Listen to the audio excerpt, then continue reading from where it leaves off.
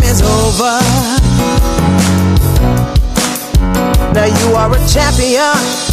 God is my witness.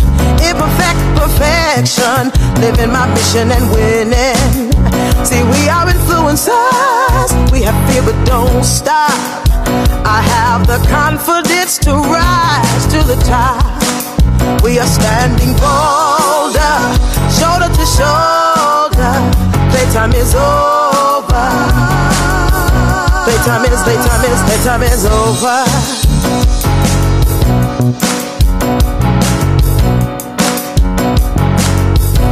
All I need is inside of me. I am enough and now I see, yeah. I will reach my destiny, yeah. I don't need your permission, yes, I'm on a mission, I'll win. Oh, oh, oh, yeah. Oh, yeah. Now listen, I want y'all to repeat after me, okay? Cause we're gonna make some declarations in here today. Here we go, 1, 2, 3. I'm building my legacy for the whole world to see. You say,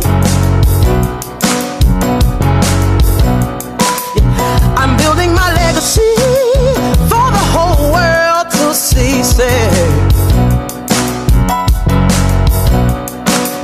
I'm building my legacy for the whole world to see me. Say, oh,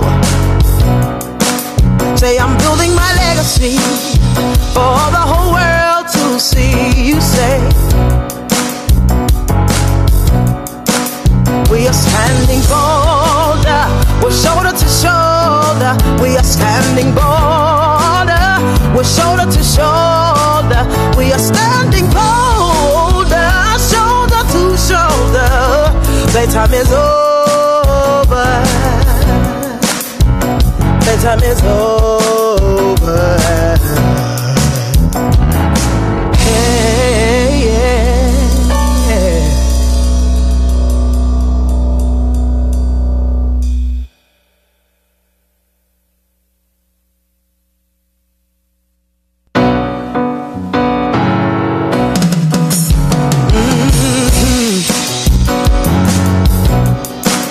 We have powerful words, we have powerful minds. We use our voices and freedom takes flight. And we're ready to work, we're ready to win. We have a strategy and now we can begin. We are standing bolder, shoulder to shoulder. Playtime is over. Playtime is over. Now you are a champion. God is my witness. Imperfect perfection. Living my mission and winning. See, we are influencers. We have fear but don't stop. I have the confidence to rise to the top. We are standing bolder, shoulder to shoulder. Playtime is over. Playtime is over.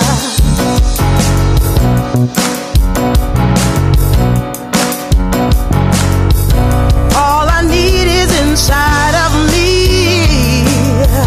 I am enough and now I see, yeah. I will reach my destiny, yeah. I don't need your permission, yes, I'm on a mission, I'll win. Oh, oh, oh, yeah. Oh, yeah. Now listen, I want y'all to repeat after me, okay? Hi. We're going to make some declarations look, in here I'm today. here fixing up my hair. You know, look, sometimes the hair just do it, don't it? Yeah. Sometimes it just don't be acting right. You be like, look at here. Well, anyway, welcome everybody. Welcome to, and it's still not the way I want it to be, Tori. What's going on? All right, y'all, while I fix my hair and pull it together, we're going to get this show started. Welcome to Impact the World Radio. My name is Cheryl Wood. I am your host. I'm super excited to have you with us today. We have 4 phenomenal guests who are joining us today, and it's going to be fire. I put that on Facebook. Like, this show going to be fire because I love all of the topics that all of my guests are focusing on. And a lot of it really does have a common thread of helping women to be better, to be a better version of themselves, to really get out into the world and play all out, and to use their unique gifts to impact the world and just not to hold back. Like, life is meant to be lived. If we can get to that place, it's really meant to be lived. You're not supposed to exist in it, you know, and then you get to a certain age and you're just like, look, then you have regrets. And we don't want people to have regrets. So that's why we, every week, bring you a host of women and men who are using their gifts so that you can have a model of what that looks like. And so before I get started, I do want to really give a shout out and thank my platinum partners who, without them, the show would not be possible. First of all, Cheryl M. Good. She is the founder of the annual Recharge Health, Wellness, and Fitness Expo that takes place every year up in the Baltimore, Maryland area. Check her out. Google her. That's a little, okay. Google her and find out more about the expo. She also is what we call the recharge strategist. So she is really big on reminding women to recharge their own internal batteries. Because a lot of times we're ripping and running and doing for everybody except for ourselves. And we really need to make ourselves a priority and put ourselves on our own calendars. So she's the recharge strategist. You can find out more about her at TotalHarmonyEnterprises.com. And then Ladrine Peterson, she has a nonprofit component of her organization called Do It. And she has launched this campaign called I Am the Legacy campaign, which launched on June 4th. So Do It has partnered with the Muse Paint Bar at the National Harbor and other businesses. Everything kicked off, like I said, on June 4th at a Painting for a Cause party. The next paint party is scheduled for June 30th at noon. The campaign is all about this idea where Ladrine consistently heard people saying, well, I want to leave a legacy for my children. So she thought about it and asked herself, well, what if we as a community invested in our children now and put them on a track to start building legacies now? So that is what the I Am the Legacy campaign is all about. It consists of 3 primary components. Number 1, there's a youth business pitch contest. Number 2, there's a youth anthology book project. And number 3, there's a youth conference. So if you want to find out more and you want to follow what's happening with this juicy campaign, follow the hashtag I Am a Legacy. If someone could type that in the feed, that would be great. For my folks on Facebook, hashtag I Am a Legacy on social media to learn about more ways that you can support this amazing campaign. And follow Ladrine Howard Peterson on Facebook and Do It Delivers on Instagram. So thank you so much to both Cherie and Ladrine for being our platinum partners. And so moving on, our first guest in the studio is none other than Tori Ball. She's the founder of what she calls Elite Life Coaching. And let me kind of give you the whole meaning of elite. That's just the acronym. So the acronym stands for Elevating Ladies to Inspire Through Empowerment. Okay, it's a life coaching company that assists women in achieving positive outcomes in their lives through empowerment and guidance from God. She's also a blogger. She's a 3-time collaborating author and a life coach to young adult females. Welcome to the show. Thank you. Well, you're looking beautiful, girl. You're looking you springy, too. and I love the colors. Thank you. And you're just radiant. Hey, did you see the picture? I swear, out of all the pictures, like your picture was the best. But I'm like, I don't know how that works sometimes. Like it's Mickey Taylor, it's Cheryl Wood, it's all these other people. But your photo just stood out. I mean, the colors, just everything about it was so beautiful. So I want you in your own words to tell everybody more about who you are and what is this Elite Life Coaching all about? It did not happen overnight. Elite Life Coaching started out of the concept of me just wanting more for myself. Also just wanting my children to see that they can have more.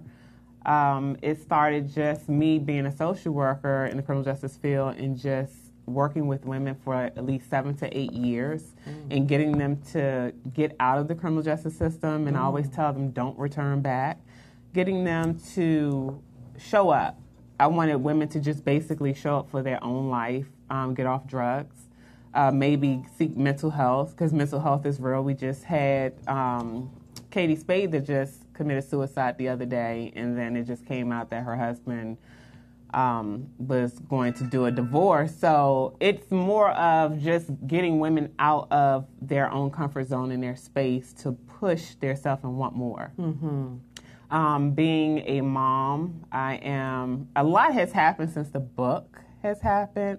And I talked to Ladrine and shared with her, I recently separated from my husband, and I left because I wanted more. And I think it was just time for me to just say, okay, I can't take this anymore. Could not take this anymore. So now it's full force in having women just basically show up to do what is needed for them to do. Not saying that being selfish is wrong, but there are times when being a mom, being a wife, being a student, you're taking care of everybody else, but you're not taking care of yourself at all. Absolutely. Absolutely. I mean, I think we all have been guilty of that at some point in our lives.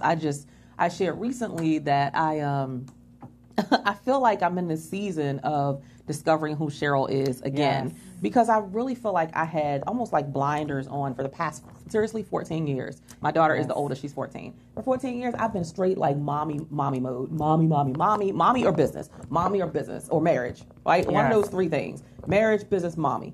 But it was like nothing else existed outside of that. A big part of that is motherhood and the responsibilities that come with it. And so I recently went to, 2 weeks ago, went to this big conference, and I had to go and buy all these fancy dresses and stuff. And I was like, I was like, I ain't used to this no more. I was like, who?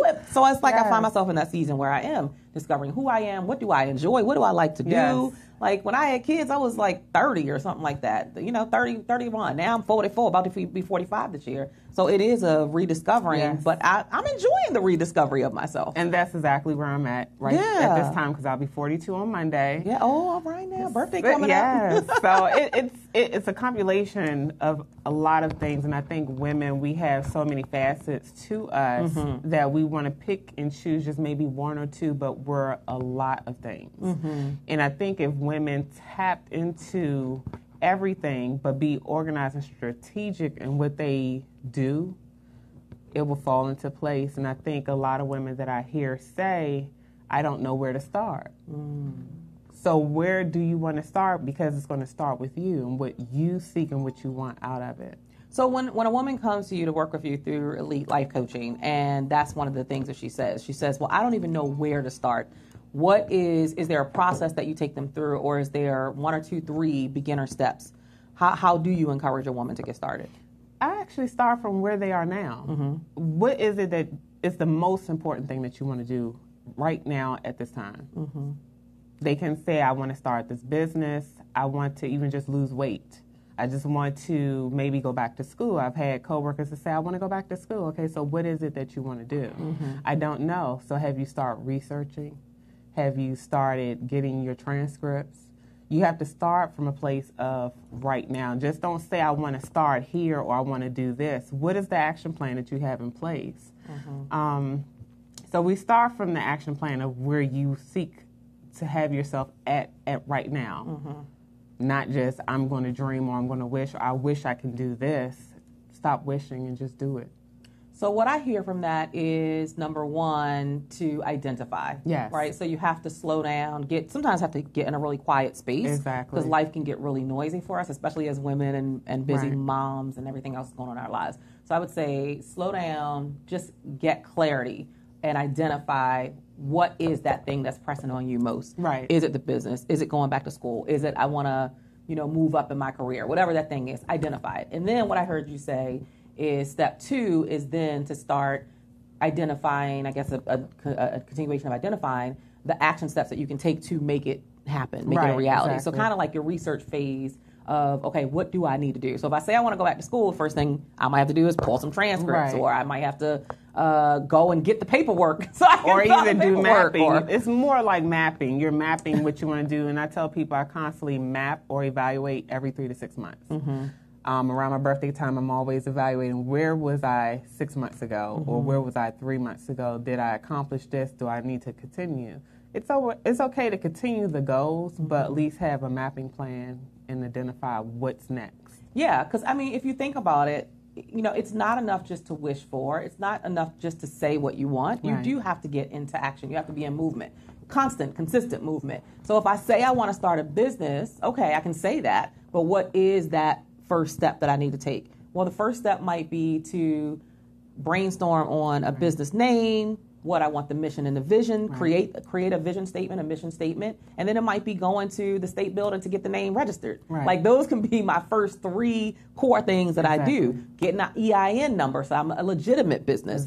So that's what she means when she says action. What are the immediate, let's add that to it, what are the immediate action steps that you can take to get closer to whatever that thing is that you say that you want to do? If you want to go move up in your career, okay, what is that going to require? Is it going to require a higher education? Is it going to require a certain certification? Okay, what can we do to start moving that process forward so you can get to the next step? So what do you see has been maybe some of the biggest challenges of women getting started with the action steps and then staying consistent and actually crossing the finish line? It's the level of comfortability that they're in. Everybody wants to stay comfortable. You can't make a change if you're going to be comfortable. You have to be uncomfortable. The Lord wants you to be uncomfortable to automatically for it to change. So if you want to move up in your field, ask for help.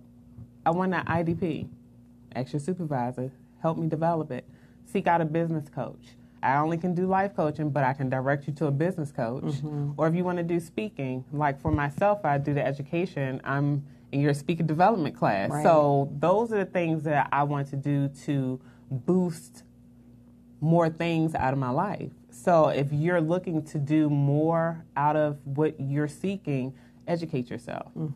And I think people get stagnated, especially women, because, I'll do it tomorrow, or I'll procrastinate, or it'll be another day. Sometimes another day is not promised to us. We have to act on it now. Yeah, absolutely. So procrastination is huge. I think procrastination is big, and I think perfection paralysis is huge, right? Because we want it to be just right. I'm going to tweak it a little bit more. I'm going to work on it a little bit more. Child boo, get the thing started, do that thing, and we figure it out. Because I always tell every client I work with that, you can change something that you messed up, but you can't change it if you never start. You can change it and make it better, make it more efficient, the process more efficient if you start it. But if you never started, you have nothing to even go by, as you mentioned earlier, nothing to measure. Nothing to go back and analyze and say, okay, I did it this way. That didn't really give me the result I wanted or the best result. So now let me shift. Let me try this. I mean, that's one of the ways I've gotten to where I am in business is that I give myself permission to fall flat on my face. I don't care. I'm still going to do it. It's like, and then afterward, I'm like, that didn't quite go the way I wanted to. Like, you got to be able to laugh at yourself. You got to be able to just keep things moving and be like, okay, it's not the end of the world because it wasn't perfect. But at least you tried. If you never tried, you don't know what it looks like. Just like with writing, have you did an outline? Have you did this? I can honestly say for myself, when I write, I feel as though it sucks. But I send it to someone else and they're like, you really need to continue with this. So, because why? Because your gift is about you, but it's not for you. Just like your story is about you, but it ain't for you. It's for someone else, and it's not always about how well you articulated it. It's not always that. It's sometimes the emotion and the passion that comes from it. Sometimes it's just spilling out your raw, authentic truth, and somebody else needed to hear it in the season that they're in right now. So, I think it's very important that we get started and we abandon the whole procrastination thing and perfection paralysis. People don't need perfection. They're not looking for perfection. Because if I show up perfect, what's really the model that I'm creating for you? I don't know, Jesus. Exactly. I don't know. It's no model. It's an unrealistic model if I show up perfect, because then you feel like you got to be perfect. So I love when I fall flat on my face. I love when I stumble over a word at a speaking engagement. I love when I fumble on a Facebook Live, because now it shows you I ain't perfect either. And I love when people do mess up, because it says, okay, I can do this. That's exactly what I'm saying. It shows them a realistic model.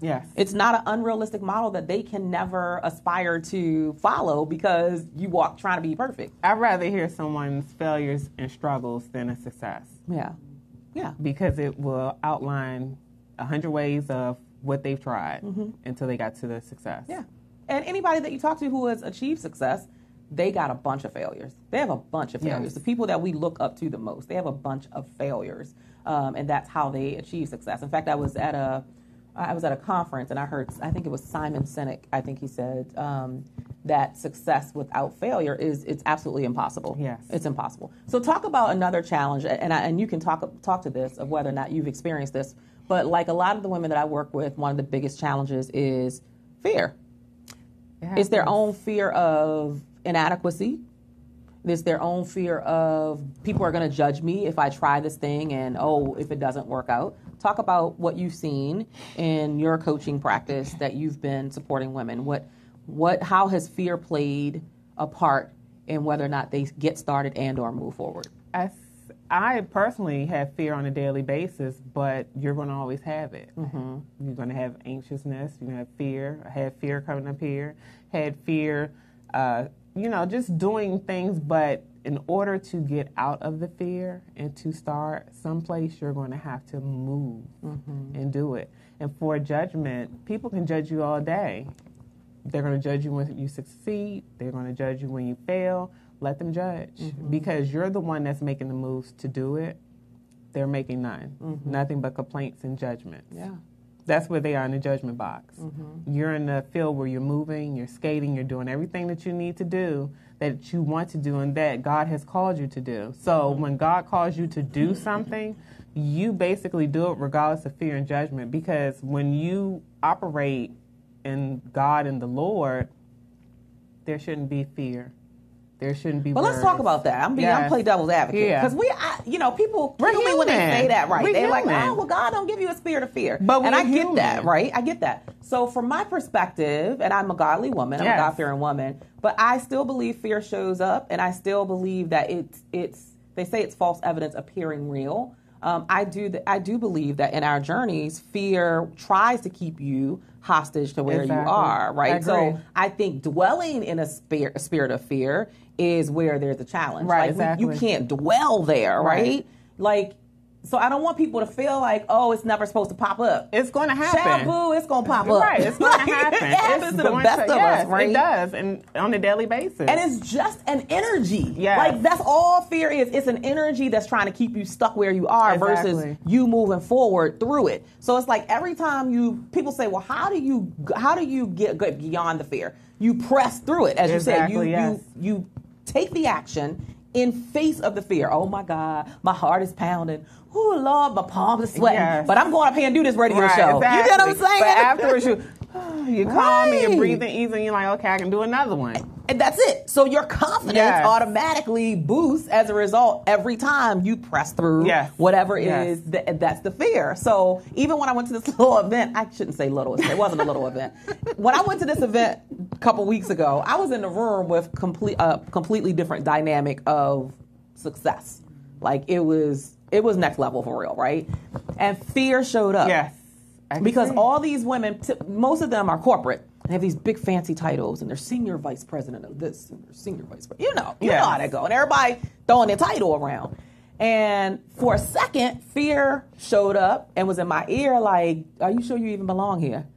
Like, you don't have a big title of a big company that's doing billions of dollars in revenue. But on the flip side of that, they could have been fearful, I met the Cheryl Woods. Yes. But you would never know. But here's the thing. The thing is, for me, fear showed up, and I had to disconnect the conversation with fear. Right, exactly. So I had to remind myself, girl, this is what I said literally. I was like, Cheryl, boo, yes, you belong. This is how I talk to myself. Yes, you belong here. You done bootstrapped your way here. Can't nobody deny you from where you belong. You belong in this room, right? And here's my husband is one of my, he don't even know he an accountability partner, but he is.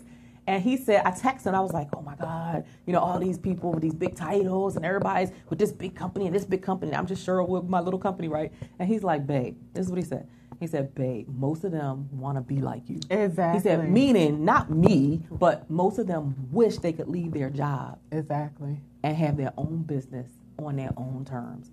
So he says that, and I always think my husband is like being, I'm like, babe, don't nobody want to be, right? So we get in these sessions. And what is every person kind of saying? I want to be able to leave my job, and I want to be able to start my own business, and I want to be able to. There was confirmation. Confirmation. So every time fear shows up, you got to talk yourself off the ledge. Like, no, I'm not. Like, I'm supposed to be here because you really, really are. And you don't know what's available to you until you walk through fear. You don't know how strong your confidence levels can grow until you walk through fear. Right. Like, everything great to me is on the opposite side of the fear. I agree. Yeah. I really agree. So somebody came to you as we start to wrap up, and they said, well, Tori, girl, I want to get my life right. And they said, well, you know, how do I do it? What is there a certain program? Is there like, is your program like is it structured for a certain number of weeks? Is it a boot camp? How do people learn from you, connect with you, grow with you? I normally like to do one-on-one. Okay. Because everything should not be shared. One-on-one is the best to do a consultation. I normally would give like a 30-minute free consultation. And then thereafter, when you do book, then we do how many sessions that you feel comfortable with. If it's an ongoing thing, we can do ongoing things. But I normally would like to work with a person more like 3 to 6 months. Mm-hmm. But the consultation for 30 minutes is normally free. And at the end of that 3 to 6 months, like what is it that you want to see happen for a client? I want to see growth and change. Mm-hmm. If it's a small ounce of growth, that's great. Mm-hmm. I always tell people it does not have to be a huge jump in growth. Mm-hmm. Some people work differently. Some people will have a huge jump. Some people have a small jump. Right. Change, regardless of the size, is progress. Yeah. I like that. I think we should hashtag that out and tweet that out and post that out. Say it again. Change is progress, regardless of the size. Guys, that's really, really powerful. Change is progress, regardless of the size. Like you need to write that down somewhere. You need to make a poster board or something. Yes. Yeah. But like, make sure you put your handle, your social media handle at the bottom of that. All of that. Because everybody be saying that. But like, girl, that was Tori. That was Tori that said that first. Just like I know impact the world is Cheryl Wood. Mm-hmm. Well, I thank you so much for coming on. And I understand that you have some books that you want to talk about before we wrap up too. I just wrapped up with Women Inspiring Nations with you. That was great. Sharing her story, yes. I had previous books with Her Story, Moments in Her Story 1 and 2, talking to younger women in the books, and then also sharing my story with other women, older women, in regards to sensitive topics in nature. I do have one. I said I would not do another collaborative book, but I'm doing another one. It is Men versus Women relationship book that's coming out in October. Wow. So I'm kind of nervous about this because this is really interesting. We have a Facebook group that's private, but the content on the Facebook page is out of this world. So they already told us this is not a book that you sell at the church meet. So it is a book between... This for grown folks. Yes, men and women, collaboration with relationships, talking and discussing different faceted of relationships. Okay, all right. So you moving and shaking. Yes. So you are walking the talk, just like you coach other people and say, be in constant movement and make sure that you're pressing through fear or whatever. You're doing that. With going to doctoral school, I'm in my second year and completing my last 2 weeks in my first quarter. That's the kind of coach you want. You want a coach that's walking the talk. Like, don't tell me a whole bunch of stuff to do, but you ain't doing it. Like, I can't know. You need to be the model so that I can have something to aspire to follow. And look, all of us have that power to be able to create a model where someone gets to say, you know what, one day I'm gonna do that. I'm gonna go back to school. I'm gonna write the book, or whatever the thing is. All of us have that power. You are my inspiration. I want to say that. Thank you. Yes, I love seeing you move and shift and grow and just be bold enough and courageous enough to do the things that, they're a little fearful, but you know what? It's like that you're greater and grander on the other side of it. Yes. And then there's so many women that are watching you. We know there's so many watching you from that photo. The photo was just phenomenal. It was beautiful. But the event was beautiful in itself. I loved it. Yeah, we got to thank Mickey Taylor so much for coming up to the DMV and sharing her greatness. She is amazing. That was beautiful. The nuggets that she left, it was amazing. Yes, and that's just like a tip of the iceberg. Like I've done some collaborative stuff with her. She is powerful. So anyway, thank you for being here. How can people connect with you if they want to learn more about Elite They coaching? Can go on, we do have Elite Life Coaching Facebook page. We do have Elite.org on Instagram. You can follow me on Tori Inspires blog, which is my personal page, but a lot of people love the pictures that I do there. I mix it with life, family, food, everything. And Tori Rogers Ball, and I'm on LinkedIn. I just started straightening things up and started getting things right because like I said, my show is coming out Monday for Launch Your Life. Woohoo! Thank you so much. I want to thank all the folks who are with us as well on Facebook. Hi, Nancy Alert. Good to see you. Hello, Stesha Sims. To Jerry Brackens, thank you for being with us. Let's see, Nikki Pearson. God called you to it, he gives you what you need to do it. I like that. Yes, Nika says change is progress. Marilyn, thank you so much, guys, for being here with us. Please share this out as we move into our second part of our first segment. We're going to take just a 1-minute break. Thanks so much to Tori for being here with us. We will be right back.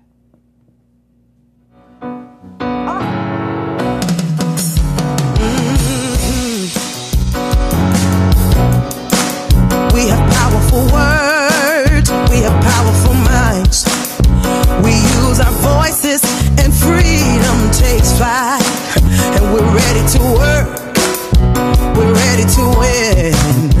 We have a strategy and now we can begin. We are standing bolder, shoulder to shoulder. Playtime is over.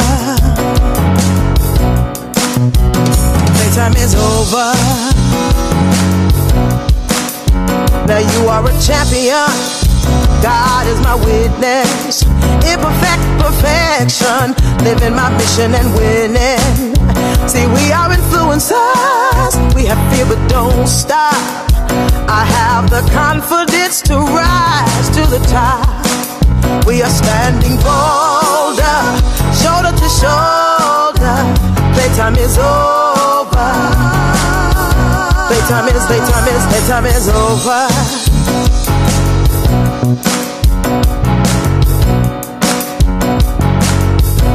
All I need is inside of me. I am enough and now I see. Yeah, I will reach my destiny. Yeah, I don't need your permission. Yes, I'm on a mission. I'll win. Oh, oh, oh yeah. Oh yeah. Now listen, I want y'all to repeat after me, okay? Because we're going to make some declarations in here today. Here we go. 1, 2, 3. I'm building my legacy for the whole world to see. You say, I'm building my legacy for the whole world to see. Say, I'm building my legacy for the whole world to see me. Say, oh, say I'm building my legacy for the whole world to see. You say, we are standing bolder, we're shoulder to shoulder. We are standing bolder, we're shoulder to shoulder. We are standing bolder, shoulder to shoulder. Playtime is over. Playtime is over.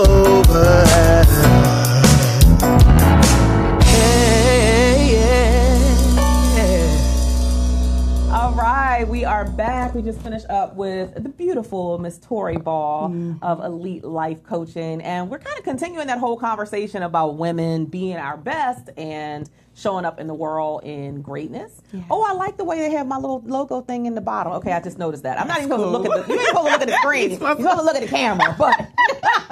It is. You know how it is when a woman sees something like, oh, you can't help yourself. Stuff. So my next guest actually has been here before. She did a performance for us, and she talked just a little bit about her company, her organization. We'll talk about that. And I was like, oh, you gotta come back. You gotta come back. So here she is. She's back. Her name is, can I say this officially, Dr. Trinace Richardson. Thank you. She is a premier keynote speaker, a powerful preacher, passionate vocalist, and forward-thinking founder of Real Women. Real Women is a women's membership community that creates safe spaces for women to do personal development work on themselves through interactive, live, and virtual sister circles. Trinace also mentors and consults leaders, writes books, sings, and speaks for churches and businesses across the country and abroad. She's married and she's a mom of 2. Welcome back to the show. Hey, it's good to be back. Thank you. So I was kind of teasing you, saying, okay, Skinty Minty. And I gave it right back. Skinty Minty. All right.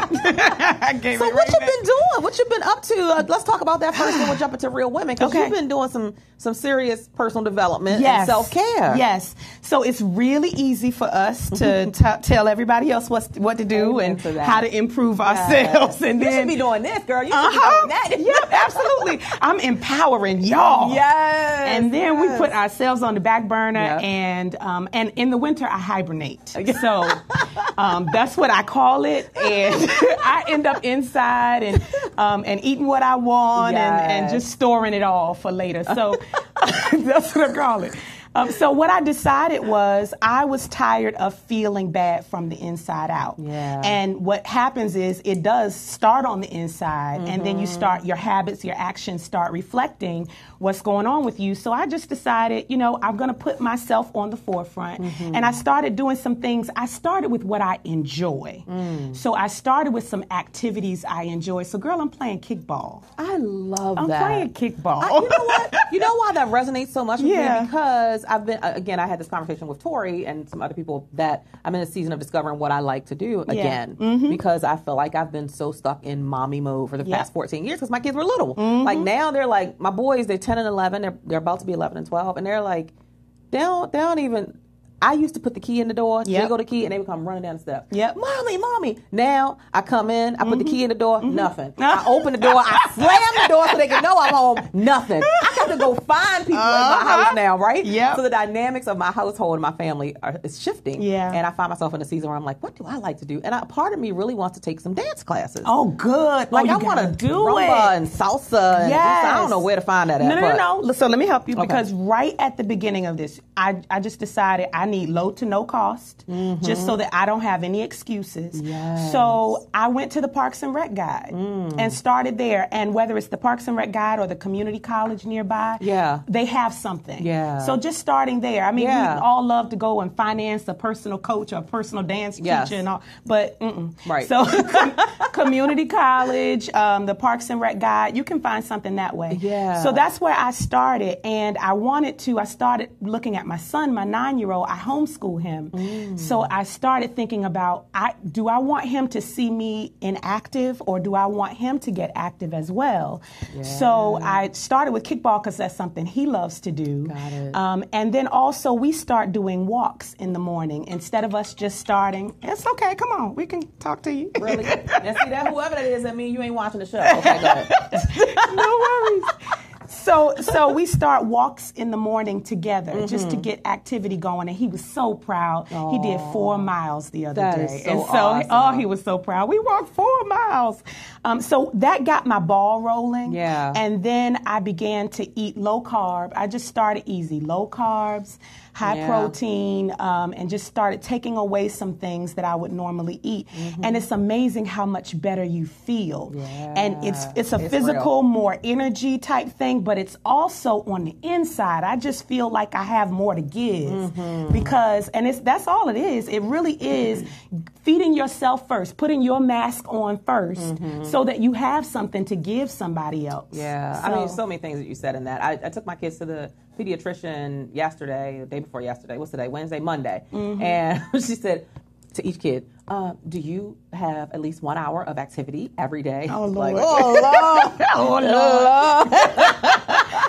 Because you know that's coming back to you, right? Exactly. It comes right back to you. So I'm saying to myself, I was like, well, what had happened was, and I'm talking but it was a reminder that we need to be active as a family. And we used to be, and I don't know when we went through this kind of phase of becoming more inactive. I think it's because the kids got older and they like video games more. I was going to say electronics. And it's everything that they give to kids promotes being inside, sitting on your butt, not doing anything. So I am looking forward to us getting back into a more active life so that the next time we go out to the pediatrician and she asks that question, we'll be like, I do. She made me go out and walk all and we the used time. to do, like you were saying, we used to walk the lake. There's this big lake, Costco Park, right in Clinton. We used to walk the lake a couple times. We would go to the playground, and now everybody just wants to sit and play video games.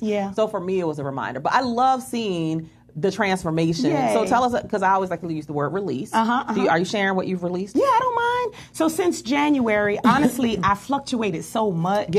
But since I've really gotten focused on it in January, I've lost 17 pounds. Woo! Yes, 17. And you can always see it like in your face and your neck first. That's how I know I'm not as consistent as I was, because I can start to see it in my neck and my face. It's always there first, and then everything else. I was doing the Facebook Lives and the videos and all that stuff, and couldn't even watch them afterward because I was like, oh, she got a couple of chins. Wait a minute. Let me tell you. Got a couple of Wait chins. a minute. That daggone shot there, dude. She posted She posted a video from last year. I was at her conference. I was like, oh, who is that? Girl, I was like, who is that? Take that. I didn't tell her take it down. Yeah. But I was thinking to myself, girl, I should tell you.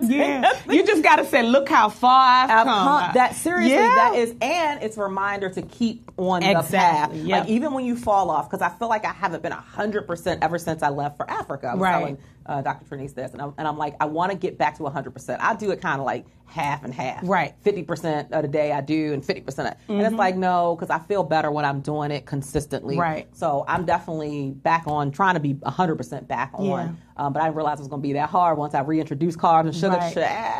The body. Can I say something about that? Yes.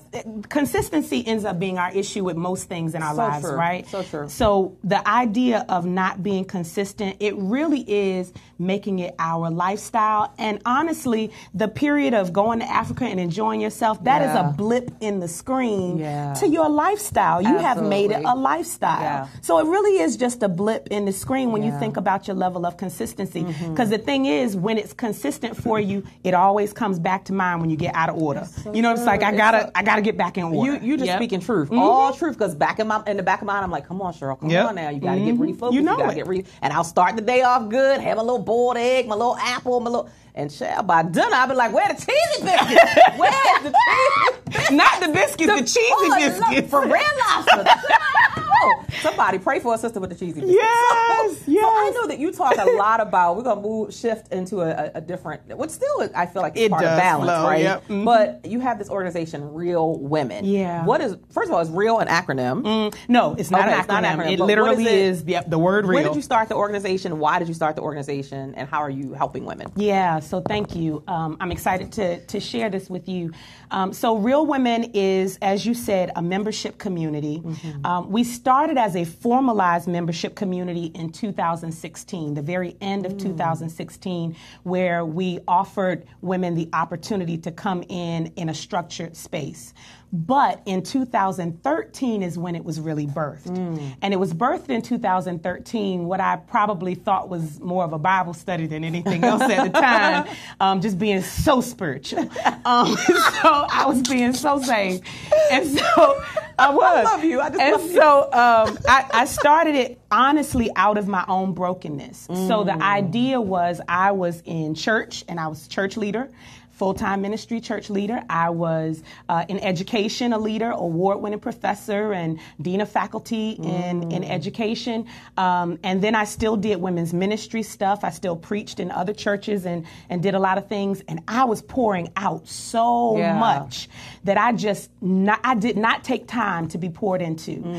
And nobody bothered to slow me down to say, how you doing? Are you okay? What's going on? There's just an assumption there that you're okay. That you got it together. Yeah. You're good. And so it got to the point where I used to be really sensitive about family first. I used to be and I just lost all of that. If you've ever seen, your pastor, the male people, it's easy for them to put the family behind and the woman kind of take care of the family and all that kind of stuff. Girl, I was that female on the other side doing the male thing, just really not putting my family first, really just sacrificing time and energy and attention to them to do what I believe God was calling me to do. And it was just on the other side, just really jacked up. And so it got to the point where I didn't know what was going to happen with marriage, with family, with anything. And I had to do something different. Yeah. And so I would call it really an emotional breakdown for me because I couldn't take it anymore the way that I was living, not being poured into. And so through counseling, through prayer, through literally just sitting in my bed, laying in my bed for days at a time,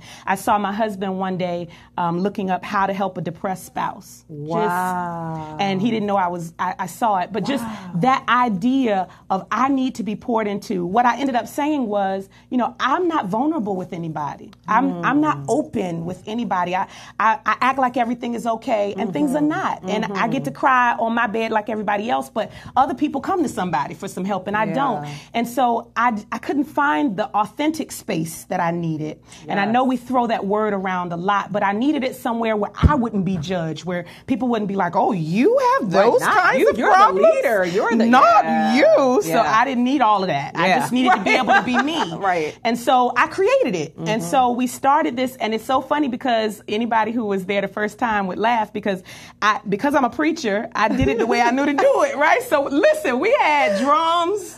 We had, at a library. We were at the PG County Library. Oh my gosh. And we had a keyboard, drums, a praise and worship leader. We had praise and worship. It was ridiculous.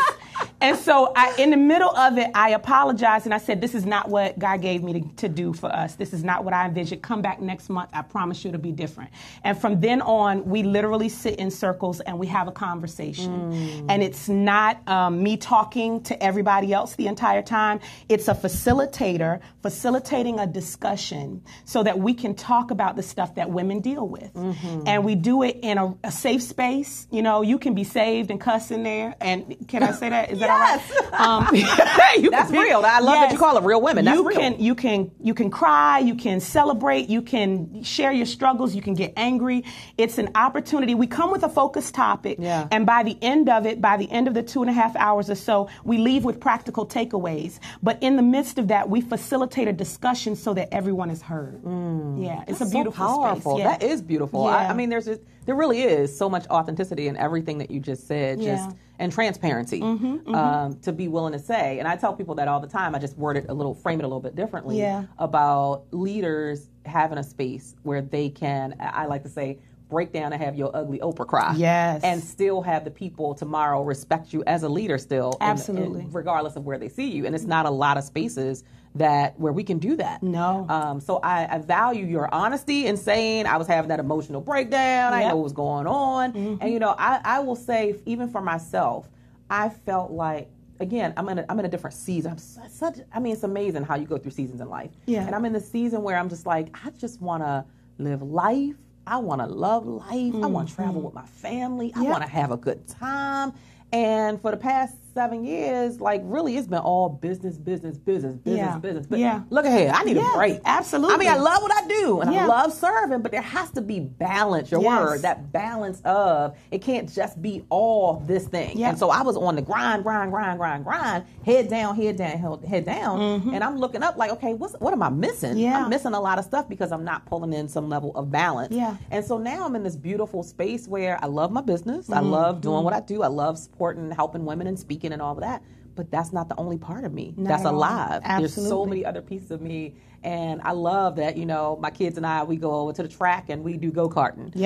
Or my husband and I just sit on the couch for a couple hours and spend time watching a movie. I mean, we done watched daggone Wakanda so many times. It's like, for real? Really? We should be in the movie. We should have some style or something. So I love that you have it focused where everybody can be heard.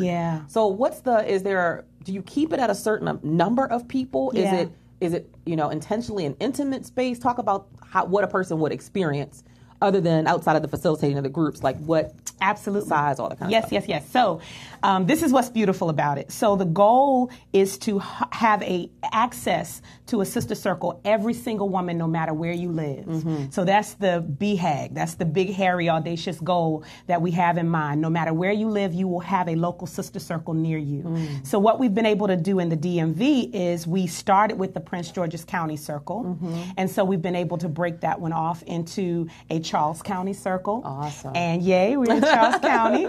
And in Baltimore, we have a sister circle. We have one coming in Northern Virginia. We have one in Hampton Roads, Virginia. Okay. So, and then we have a young adult Real Women, so that those 18 to 35 have a space. So you can imagine what happens is it breaks off so that it's closer to you wherever you live, and you can choose to be in there. So we say as long as there are 5 to 10 women in a room, we can have a sister circle because we can feed off of each other. Typically, there are anywhere from 10 to 20 women in the room on average, depending on the topic or the time of the year, or whatever. We might have about 30 women in the room.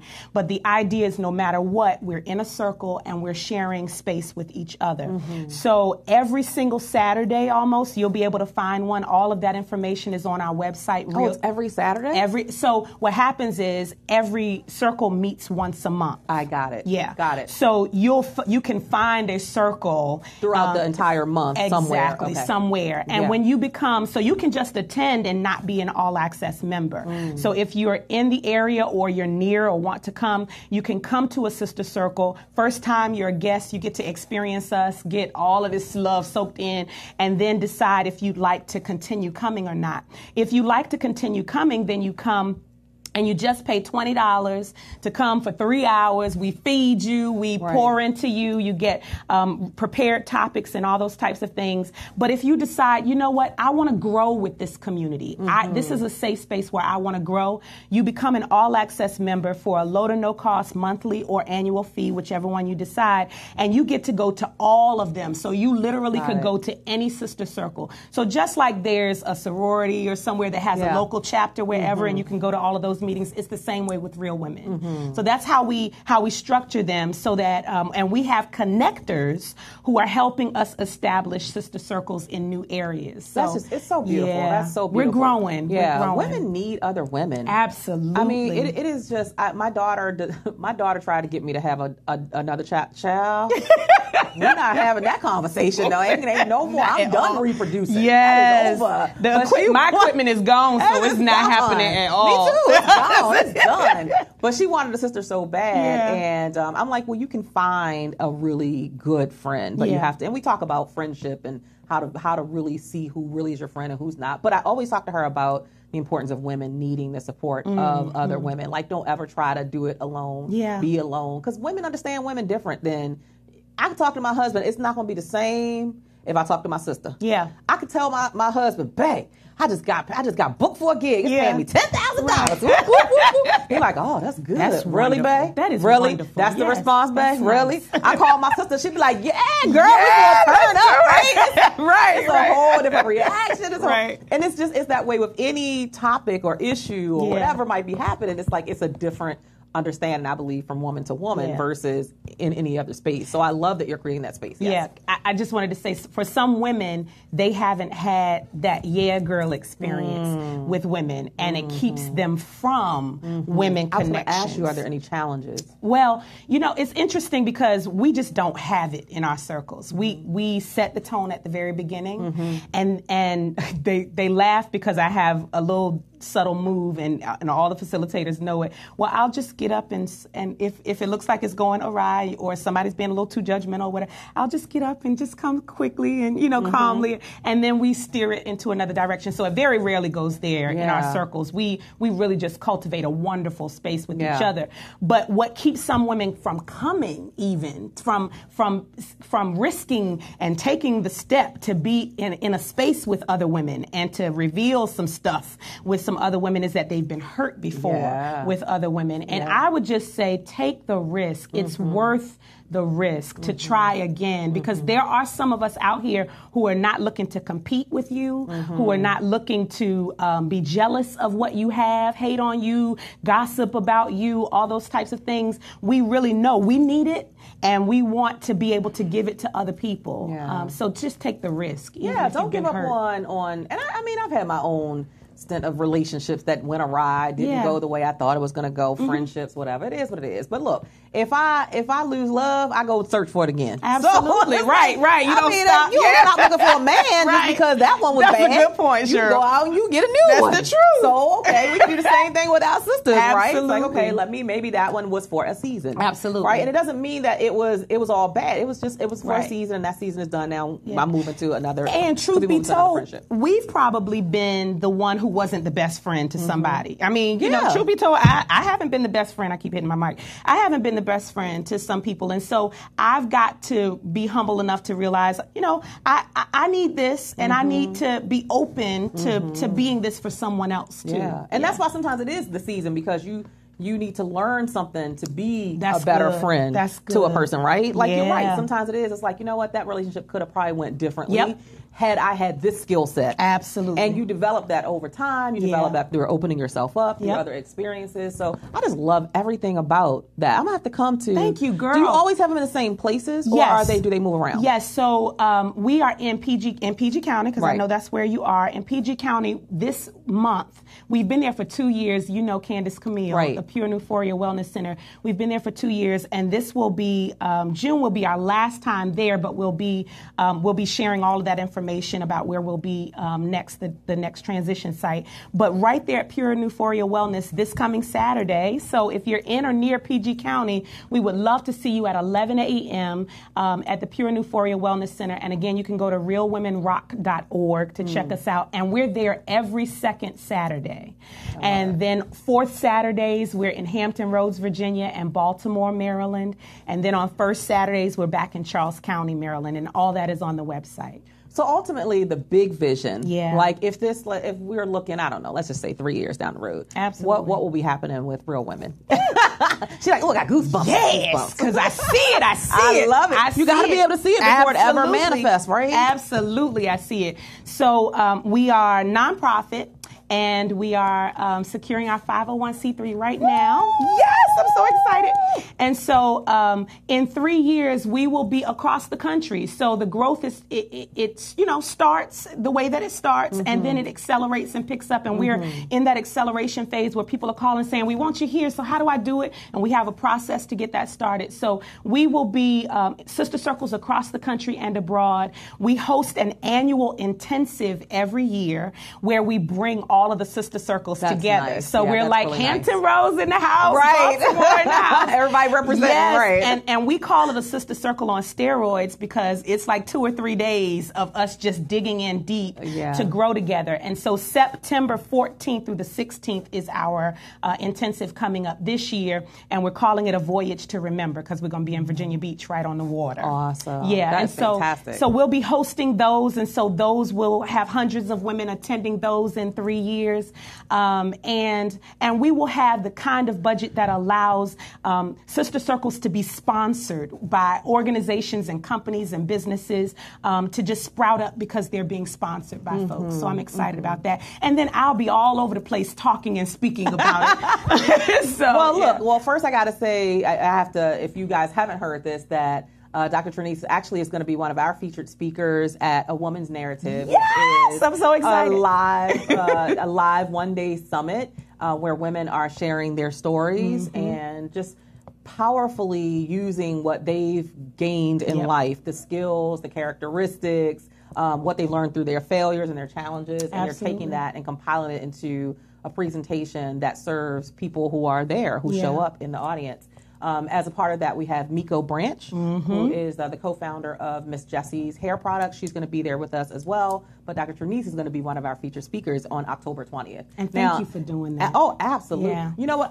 It's like the longer you do something, right, you realize which parts you love and which parts you know you should be doing more of. Yeah. And I think that's the beauty for me in business is that I get to say, you know what? I'm not crazy about that part too much. I don't want, but you can't change something that you don't start. Exactly. So I only know that because I started it and I was consistent. I'm like, that's not really my lane. Like, this is my lane. And I love playing in my lane. I love doing what brings me the greatest joy. And a part of that is creating platforms for other women to, because I know what it feels like when you're like that person, not that this is you, but you're that person who's like, oh my God, I'm supposed to be speaking. I'm supposed to be speaking not just to a room with 20 people, like that's fine to start there, but I'm supposed to be speaking to a stadium, or I'm supposed to be speaking to an audience of 300 or whatever. And I know sometimes really good people with great stories don't get those opportunities. So for me, I think a big part of this next season is creating more of those opportunities. So you guys will hear me talking about A Woman's Narrative. I'm planning on taking that global.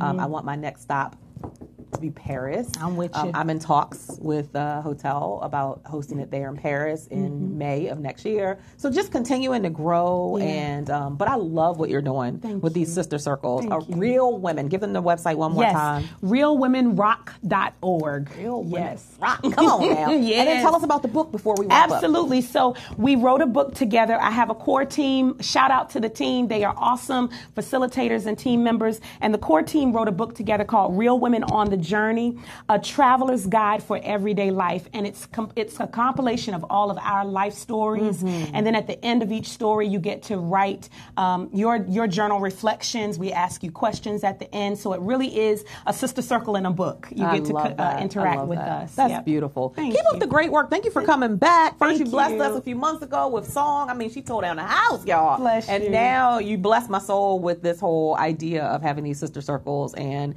manifesting it. So so that women have a safe space to go and just be a woman. Yes. We need that so much. So thank you for being the person who is creating those platforms. Pleasure to be here. So, Dr. Trinice Richardson, make sure you connect with her. Thank you so much, Melissa, for being here. Melissa is like, take the risk to try again. Yeah. Melissa, congratulations. # Real Women Rock. Yes, Joy Pinckney says, I love this. Hey, Nicole, thank you for being here. Janika, thanks for being here. Tamara, Natasha, Natalie, Bonita, hi, how are you? Robin Williamson, thanks, guys, for being here. Please share this out. Dr. Trinice Richardson, thank you so much. Real Women, girl. Woo! Look, y'all, look, ladies, you need to make sure you get in on a session or some sessions. Join the membership. Yeah. You owe it to yourself to invest in you, not just professional development and growth, business growth, but personal. Yes. Who are you at your core? Do you have a safe space to be vulnerable? I love that you use that word, because a lot of us, especially for myself in the African American community, we're raised to be strong Black women, but we are not taught to be vulnerable. And what that looks like, and what it looks like to surround yourself with a group of other women who give you permission to be vulnerable and still respect you, right? And still respect your leadership. So thank you for creating such an amazing, powerful platform. Thank you. All right, guys, I'm going to see you guys there at some of these sister circles, right? We're going to go. We're all going to come. We're all going to get our membership. We will take a quick break, and we're going to be back for our second segment with our next guest. So stay tuned. Don't go anywhere.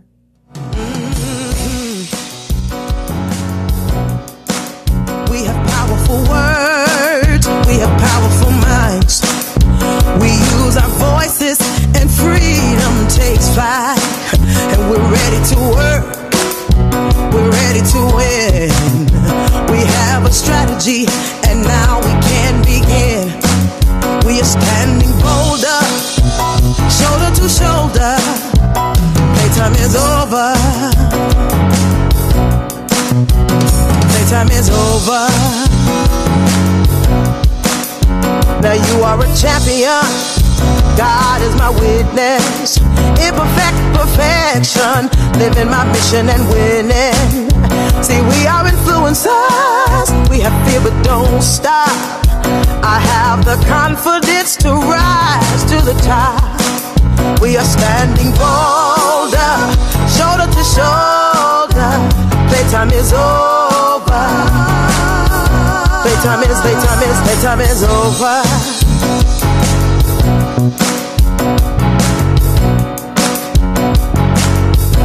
All I need is inside of me. I am enough and now I see. I will reach my destiny. I don't need your permission. Yes, I'm on a mission. I'll win.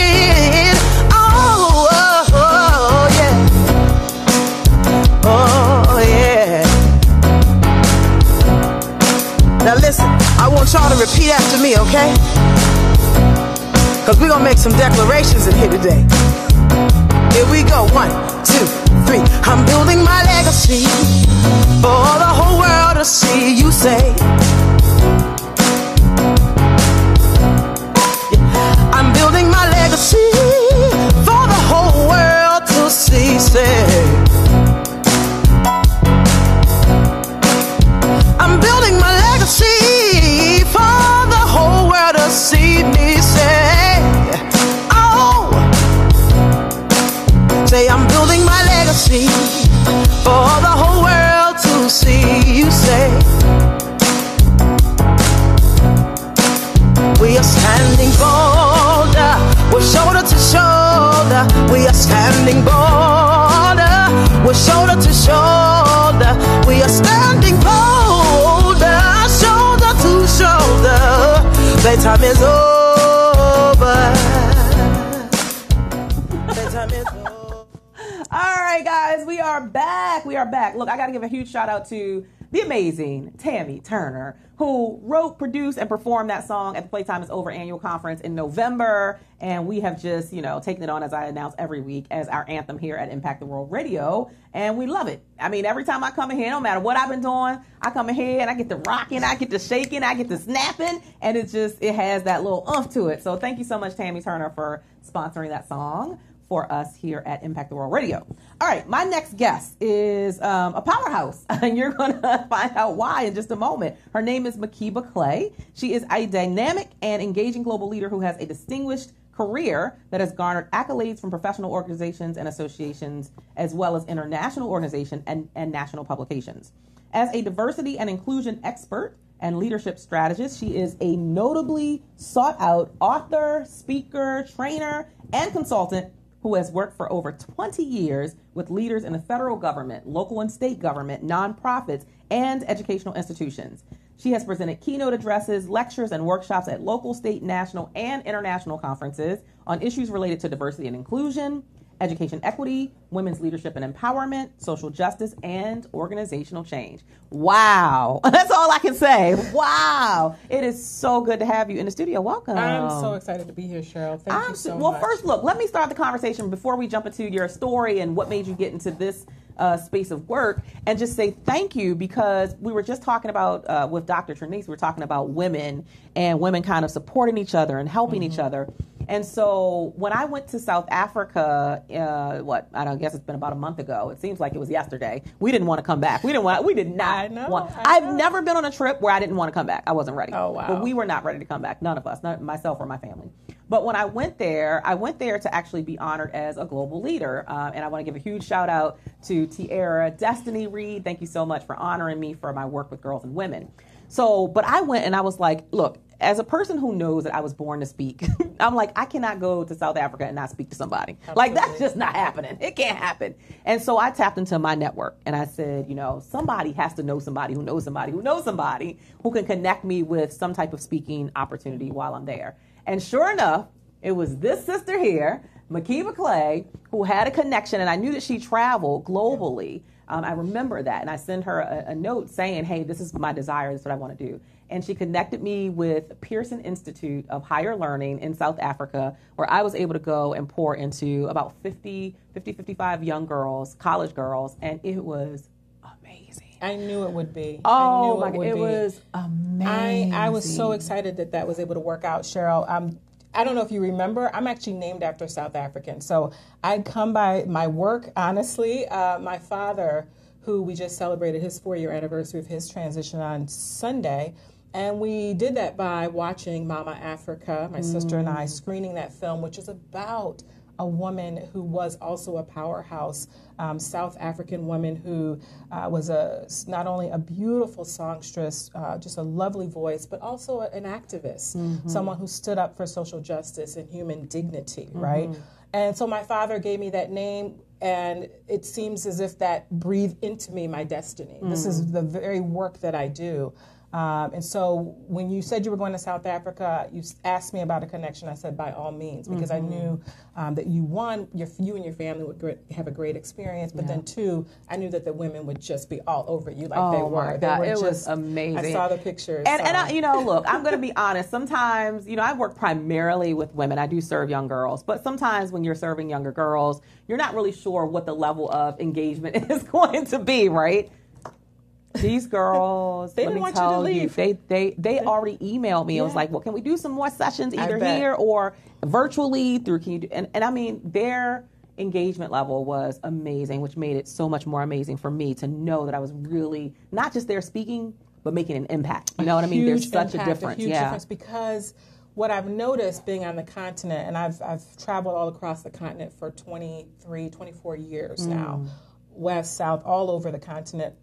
People are hungry, especially women, especially girls, because there is a gap. There's a gap around representation of powerful voices, powerful stories. They themselves have stories that are untold. And when someone taps into them and says, be your best, show up, and actually give voice to who you are, who you want to be, that's powerful. I've done a lot of work in Ghana as well. So I've done lots of tours and as well as cultural immersion programs. I've done a lot of lectures, keynotes in Ghana for Ghanaian citizens, South Africans in South Africa, but then also women, global leaders I've brought together on the continent in that context. And so it's just a very powerful process and journey for those women to have women who look like them, but who have, in some ways, different stories, right? They see us as these women who have so much freedom, so much access to things that they don't necessarily have in terms of their career, in terms of education. Yes. So for me, having spent 20 or so years in higher ed, working in a number of different institutions. I've worked at Princeton University, Johns Hopkins, University of Maryland. I've always tried to create avenues to create greater access internationally. So the work that I do is never insular. It's never been insular. It's always been thinking about, okay, how do we connect people? It's all about connections. By way of just an introduction about myself growing up, I grew up in upstate New York. A very homogenous community. We were the black family, so everybody knew us. Everybody knew us, so we had to behave and act right. My father's like, "You representing us?" Yes, you know? yes. And so it really made an impact on me in a couple of ways. One, coming from a family that was very sort of spiritual, our faith was very important to us. Also, being one of the few people of color in the community, where I knew that I wanted to make a difference, not be the difference, but to make a difference. And so I always tried to show up and give voice to people who weren't necessarily there, people who weren't being treated properly. So for instance, I was always thinking about who's on the margins, who's not being lifted up in this situation. Even on the playground, I was like a little ambassador, a little advocate. Wow. You know? And so it's interesting to me as I reflect back to those days in my community in upstate New York. We literally, my father integrated us into a lot of situations, i.e. church. We traveled and went to international church 30 minutes outside of our community at one point. We traveled abroad, just as the experiences you're giving your children. Yeah. We, always tried to put ourselves in situations where we were able to navigate life from a different lens, from a different perspective, not just being sort of the outsider, but really putting ourselves, inserting ourselves. And I remember when I wanted to change my name. I was a child and I was like, being around all these white folks and messing up my name. And I'm like, they want to call me Mickey and all this other stuff. And my dad is like, no, you tell them you were named after a powerful African woman and why and what that means. It was such a shift for me, honestly. And I'm even emotional as I think about it because my dad wanted to make a point to me. That name, you are carrying a legacy from behind you. That you don't just show up as who you are. Just like we talk about women being in our circle, you show up with all of that behind you, of all the struggle that has come before you. She, of course, Miriam Makeba, was on an international stage with the struggle fighting against apartheid and got exiled, for 30 years from her country, couldn't come back until Nelson Mandela asked her to come home. And so it really, the work that I do is speaking to that on a much smaller scale, I might say, that it's about speaking up, speaking out, and trying to give voice to those who don't have a voice. I do that in education instances. I've done it in organizations, cross-sector, around change, trying to think about, what are the leaders really saying here? What are the middle managers really experiencing? What are those line staff experiencing? They feel somehow marginalized in their workspace. They somehow feel like they're not at the table, even though management, leadership, CEOs might feel like, hey, we're inclusive, everybody has a chance to state their opinion. Well, often in organizations, we recognize that that's not necessarily the case. So the work that I do is multidimensional. It's looking at workforce diversity, that's representation, right? So a lot of times folks will say, we got a little brown kid over there, we got a Chinese staff over here. No, it's all of that. So it's the representation across our identities, so whether it be race, gender, and power. So who, not just, these representation around race, gender, but who's in positions of power and influence and who can affect change? Is it that you have all of your staff and employees of color or women who are on the front line? They're not in management. They're not making decisions. So there's the representation piece. there's also the piece around practice. So how does our stated practice turn into a culture within our organization? Why is it that some folks feel completely okay and feel satisfied with their work experience, they're top performers, they're being rewarded, and then there are others who may be singing a completely different song. And so I get into organizations and really dig in there and analyze, what are people saying, what is actually happening on the ground, and where's the gap between the two, and try and create a road forward. I do a lot of strategic planning, facilitation of difficult conversations. So I'm going to stop you there because you have given us a mouthful. And I just, I'm listening. I'm very intrigued, and I want to give people a chance to swallow that. Yes. Right. Everything that you've said, because you've said so much. I feel like you've gone from the little baby advocate on the playground to this, advocate who is just making a way and paving a way for diversity in the corporate space. And I think it is important. There was something, and I can't recall exactly what it was, that came out through social media on Twitter, and it was some advertisement or something. I swear there's something every week. But I remember the conversation that was being had was, it's not that certain people weren't represented in the room. It was the decision makers. Yeah. It was not that space was not diverse enough where somebody could make the decision to say, no, this is not right. This is not how this is going to go down. Similar to what was just done with the Roseanne show, right? Yeah, you got to have diverse people in power. So I love that you added that part. Not just in the room, but in power, being able to make the final decisions about what commercials get put out, about what shows are allowed, what's not allowed. Like, all that stuff is so, so important. But I want to go back to what you talked about, kind of the beginning, because you said some powerful stuff. And number one was the impact that your father had on you. Huge. And really instilling in you a sense of pride about who you are and what you carry through your legacy. So are you a mom? I am. So how do you then take that? How do you use that and instill that into your child or your children the way that your father did? I'm so glad you asked that, because that's my sweet spot. That really is so important to me, how I'm parenting. Yes. The journey that I'm on as a parent is so important. And my daughter will tell you, she's 6 years old, I am the child my mother prayed for. Mm-hmm. And she is absolutely right, because it took me 7 years to have this child. A lot of heartache, which is something we don't talk about openly, 2 stillbirths and a miscarriage. It was very painful. But we know the number in the Bible, I am a Christian, so my faith is important, is completion. Yeah.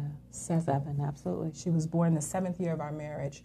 And she is just a mighty, mighty force to be reckoned with. And how can she not be? I mean, look at her mama. Come on now. I just love her spirit, her compassion.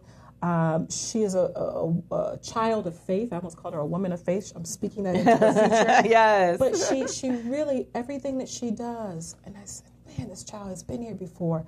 She thinks about God. She thinks about how, as what I'm doing, reflective of my faith. I have poured that into her. I didn't realize how much and how deep, but it shows up in her conversations with me. She'll say, Mommy, she'll tell me when I'm misbehaving or what she perceives as misbehaving. And she'll say, I'm going to pray for you tonight. Oh. You're going on a prayer list. All right, you're going on a prayer list. Come on now. I try to tell her prayer shouldn't be, prayer list. Prayer shouldn't be punitive. But she is just a child who I've traveled with. I think it's so important, travel. I mentioned earlier how that made an impact on my life early on, just like with your kids. My dad really wanted us to travel. And even before we traveled, we started getting a global lens by going to an international church, meeting people from all over the world. Our pastor was Italian. We had a Bible college that had a very diverse representation of global religious leaders. And so we were always around that. And I think that 2 things my dad taught me. One is to serve locally, right? So we were always doing public service, soup kitchens, volunteering here and there, but then also thinking about how we could impact internationally as well. And so doing missions work we've done in the past. I studied abroad in Spain.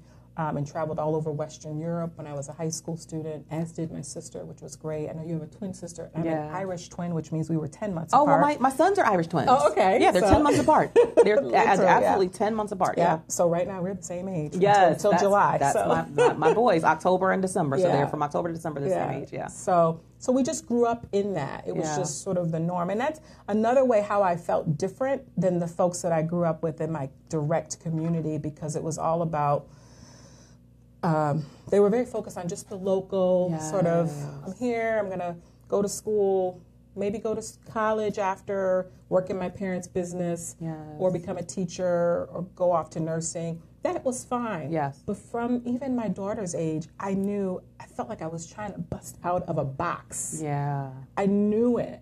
Yep. And my teachers would often talk about that I'm just an out-of-the-box thinker.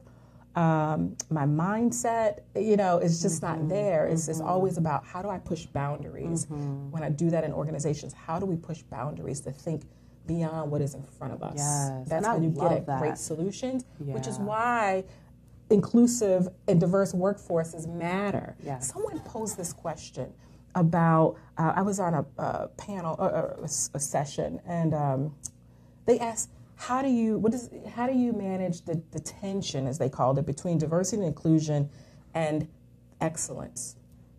And I said, there is no tension between the two. I'm confused. I said, can we reframe the question? I said, because if you're not thinking about inclusion, if you're not thinking about diversity of thought, diversity of representation, you cannot be innovative. You cannot be excellent. Absolutely. You are deficient in whatever you're trying to deliver. I love that. You are not you're just in not. a space. You are not not functioning in a space of excellence. You're if not. you are not, if you are not in the mindset of diversity and inclusion as mandatory, you are functioning from a space of deficiency, not excellence. Like that. As Oprah says, that's a tweetable. Yeah. Like you got to tweet that out. Deficiency, not excellence. This is really what it is. Yeah, that's powerful. So I love that. I am big on creating experiences for my kids and getting them to see things through a global lens, not just a local lens. I think that's very important. And I love that you had that set for you, that legacy, and then now you're passing that on. Thing. This girl has been to Ghana, that's what I'm saying. In Ghana, she's come back and she says, "Mommy, we're going to do workshops. We're going to teach these kids." She's her talking about her preschool kids. This was when she was 4. So she came back and did 2 workshops for her, and I love it. I'll have to share the pictures. But you mentioned a word earlier, which was access. Yeah, you're giving her access to something that's broader than just, my own backyard. Absolutely. Hashtag get on an airplane. Y'all know I always said it on my Facebook Lives. Hashtag get on an airplane and go somewhere else and experience other things and gain access. Then you bring that back to your community so that we can broaden our lens. So here's what I want to talk about now, because this time's going to go fast, because you just got a lot of juicy stuff. So we look at you and we see this educated, powerhouse woman who has traveled the world and is just making her impact.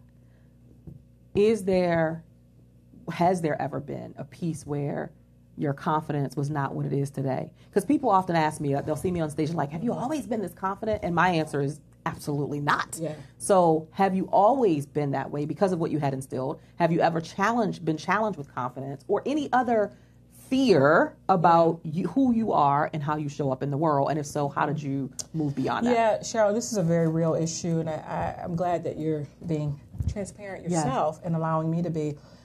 While I don't embrace fear, meaning I don't take it on and keep it with me too long, I do acknowledge when it creeps up. And I'm a journaler. I write a lot, and I recognize every time I'm about to do some sort of transition, or if there's an opportunity presented, a little bit of fear creeps in, and I'm like, am I really equipped, capable, able? Can I show up? Can I do this? That's real, and I do feel it. It's fleeting, typically. Why? I think it's because of the core of who I am that says, it is not just about me, it is about Christ working through me to help deliver. I rely on my faith. When I'm trying to show up all of me, it's hard, and it feels like a Herculean effort.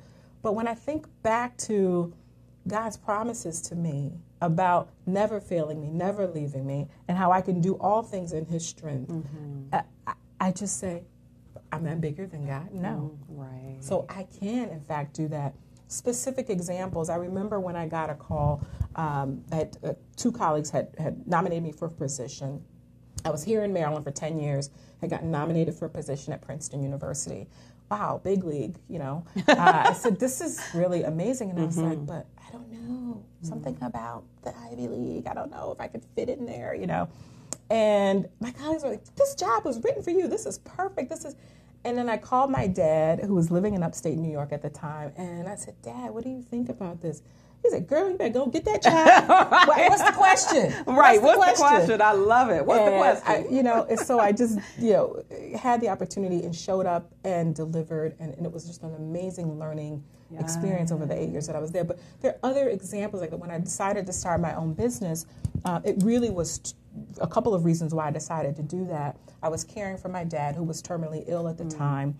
So the business sort of happened to me as a result of those circumstances. I was also raising this powerhouse child who was a 2.5-pound preemie, born emergency C-section at 28 We have so weeks. much in common. Cheryl. My daughter was preemie. My daughter was born 11 and a half weeks early. Oh, wow. Yeah, stayed in and Johns Hopkins, NICU. Oh, my God. Do you a still little go to over the 2 months. reunions? We go to the reunions. I don't go to the reunions.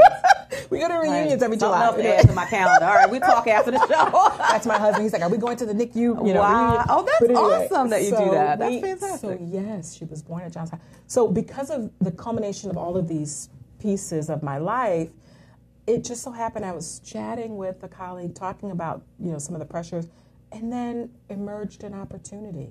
The opportunity that emerged, I actually had to have a business in order to accept it. Wow. I actually had to have an EIN, Wow, right. no business, Right. you got to have that business structure. Yes. So the person literally said, look, here's an opportunity. What do you think, babe? And I said, is this like a job, a gig, business? Yes. Go process, think about it, let me know. And so because of that, I ended up starting a business. And, I had been thinking about it. So it wasn't like the first time I ever thought about it. I had been thinking about it. And then that just sort of pushed me into doing that. Wow. And from there started.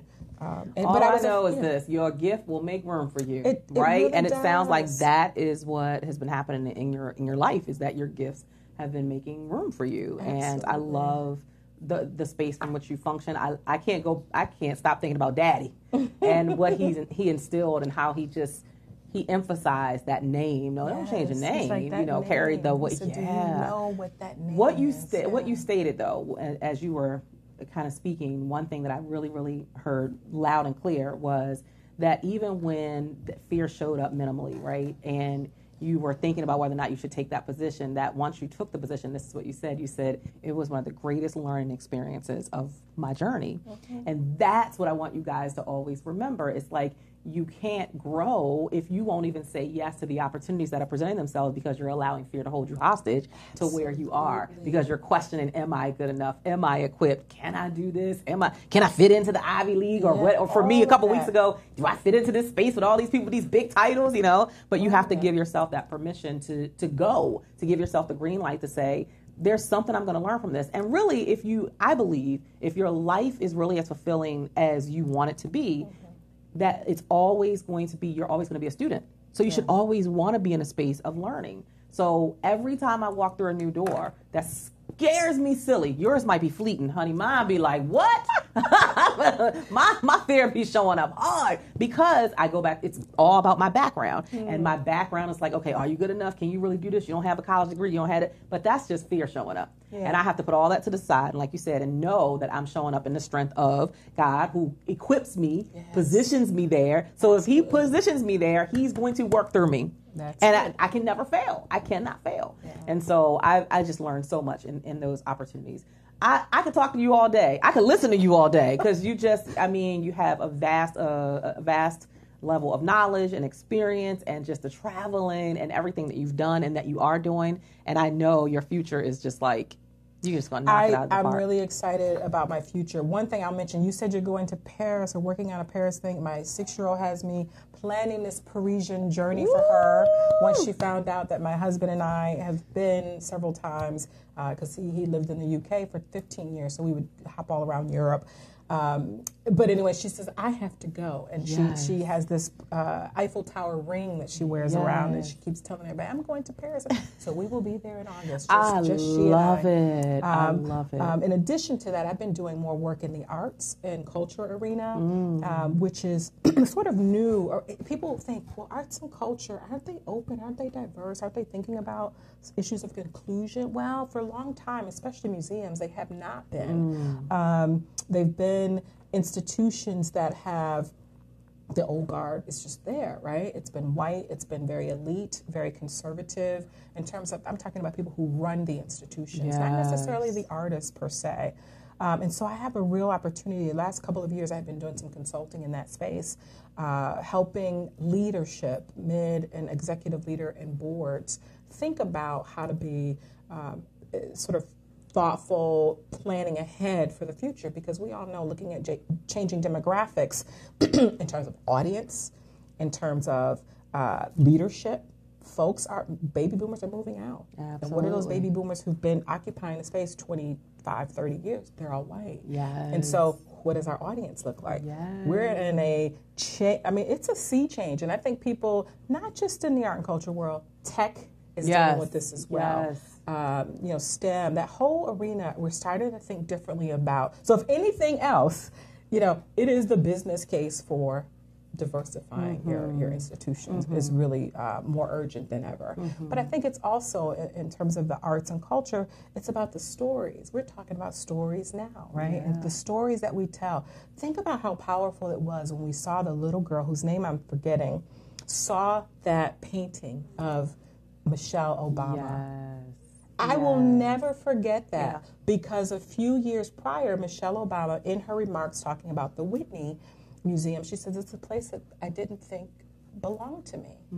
The stories did not reflect who I am. So I had no reason to go there. Right. But think about the stories that we know occupy those spaces or could occupy those spaces, and how impactful they could be. And when I saw that girl, and tears literally came to my eyes, because I said, her life has been changed by an image. We don't see images of ourselves in positions of power, just magnificent presence. Yes. My daughter had a chance to also meet First Lady Michelle Obama a couple years ago when the Obamas were in the White House. We had been invited to this Black History Month performance for girls. And the pride that my daughter had, even at 3, 4 years old, everyone who came to our house for at least 6 months afterwards, she said, I have to take you to my closet. I have to show you the dress that I wore to the White House. Can I show you what I wore when I met beautiful. FLOTUS? That's beautiful. Think about that. Yeah. That's representation. That's beautiful. I love it. I love it. So I'm going to give you an opportunity to tell us a little bit about these 2 books really quickly, but you got to do it like in 30 seconds. Alrighty. So then how people can connect with you. I had an opportunity to be a part of your phenomenal book project, Women Inspiring Nations. I was just so pleased to be a part of this, Cheryl. And in here I talk about leading with faith and courage and juggling it all. And people often wonder, how do you get it all done?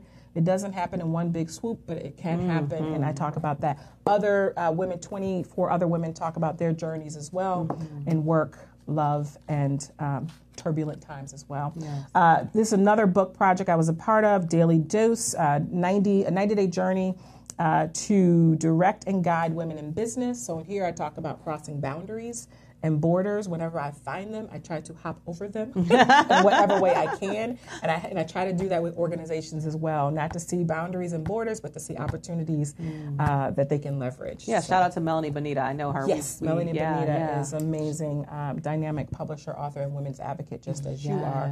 So you can find me in 2 different ways, probably several different ways, but how do most people, is it their website or is it their... You can do both. You can do your website, and if you're on social media, if you want to connect. www.makibaclay.com, or if you're in the corporate world, igscg.com, Innovative Global Solutions Group. Twitter, I am on Twitter now. What is it? Makiba Clay. So I think you do the at. I'm so not a social media person, but I think it's at Makiba Clay on Twitter. So. Yes. For those of you who are on Twitter, you'll know how to find her. Just look her up. Yeah. Thank you so much for being here. Thank you for sharing your story. Yeah. I don't think any of us will ever forget the story of your dad. We won't forget the story of the White House. Yes. We won't forget the story of your name. Thank you. Thank you for letting me be in this space. Absolutely. Keep being amazing and advocating for diversity and inclusion. It is so important and it is imperative. And I love that you're looking at it from, global, but also from a future perspective of what's coming, down the road. So thank you for being here. Guys, we're going to take just a 1-minute break and we're going to be right back with our final guest, Ms. Tanya Burnett.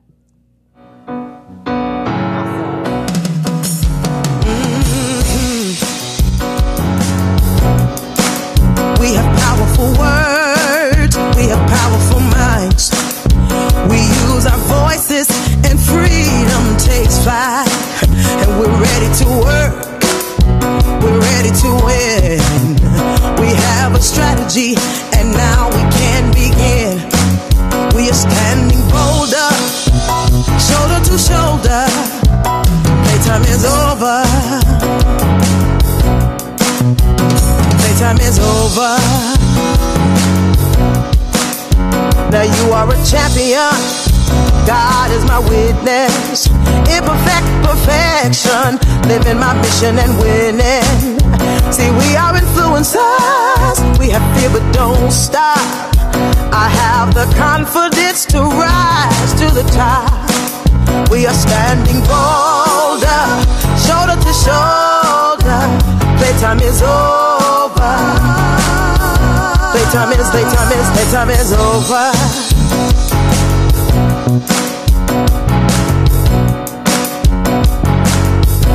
All I need is inside of me. I am enough and now I see. Yeah, I will reach my destiny. Yeah, I don't need your permission. Yes, I'm on a mission. I'll win. Oh, oh, oh yeah. Oh yeah. Now listen, I want y'all to repeat after me, okay? Cause we're gonna make some declarations in here today. Here we go, 1, 2, 3. I'm building my legacy for the whole world to see. You say, I'm building my legacy for the whole world to see. Say, I'm building my legacy for the whole world to see me. Say, oh, say I'm building my legacy for the whole world to see. You say, we are standing for. All right. Wow. I know you guys are just like fired up from the conversations that we've been having today. I know I am. I mean, it's so beautiful to have this space where I can bring so many powerful women in, and everybody has their own lane, their own gift, their own lane of expertise, their own way that they're impacting the world. And that's what I love, showing that diversity of, it doesn't matter how many people are, in their lane, it's their lane. It doesn't matter how many people are speaking, how many people are consulting.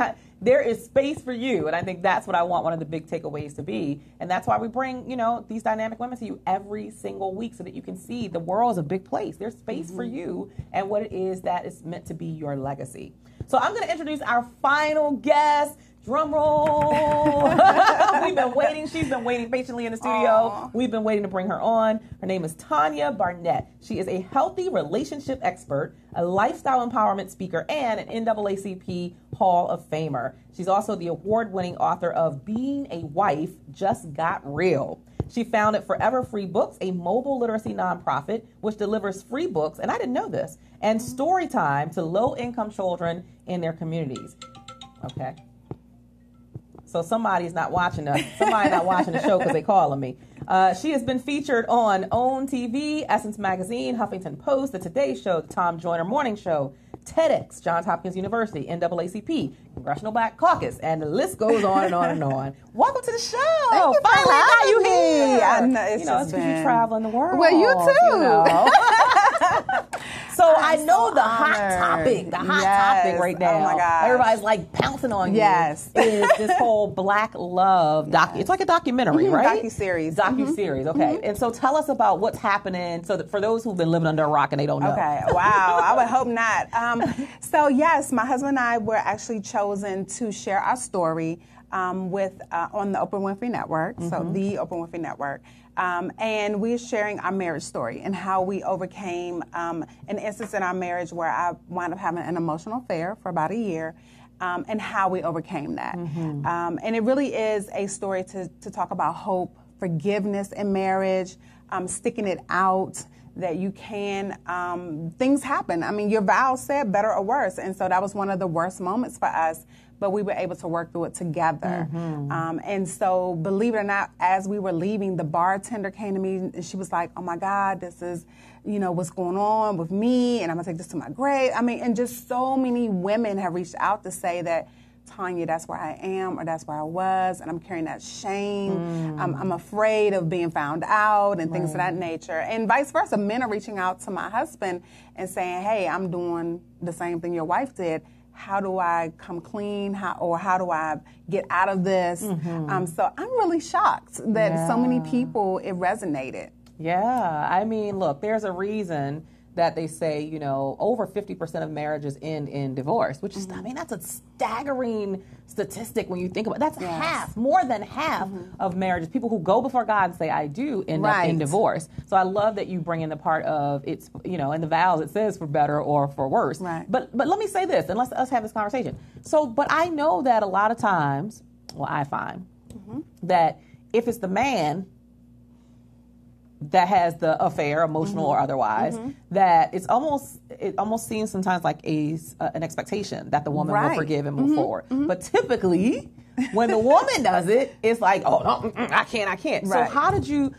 Can you give us some fundamentals of what you and your husband did to move beyond? Wow. And I want to say this on social media, the women have just been brutal.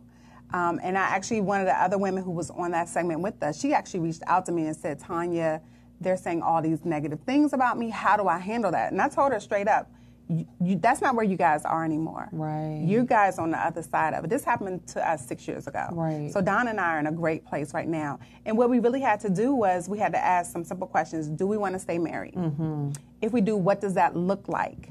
So we had to actually say, this is the picture of what we want our marriage to look like, and do we want to do the work? And once we answered those three questions, once we answered those three questions, and we were very honest, we got outside help. We wound up getting individual counseling because there were some things that were lacking in me that caused this, and then there were some things that my husband wasn't giving to me, but he didn't know how to. He didn't have any examples of marriage. And so once we got those individual sessions, then we were able to come back and say, hey, this is what I learned. He'd say, hey, this is what I learned. And then we started communicating. And communication is huge. I think they say that those are the two biggest reasons why marriages typically fall apart. It's lack of communication, and then it's finances. Those two things are two. And we were too poor to get a divorce. Okay. We were like, okay, how much money we got in the bank? Nah, we're not getting a divorce. Right. But communication is huge. I know. Absolutely. I mean, for my husband and I, we come from completely different backgrounds. And my husband, I love you, James Wood, but my husband is a pessimist. I'm an optimist.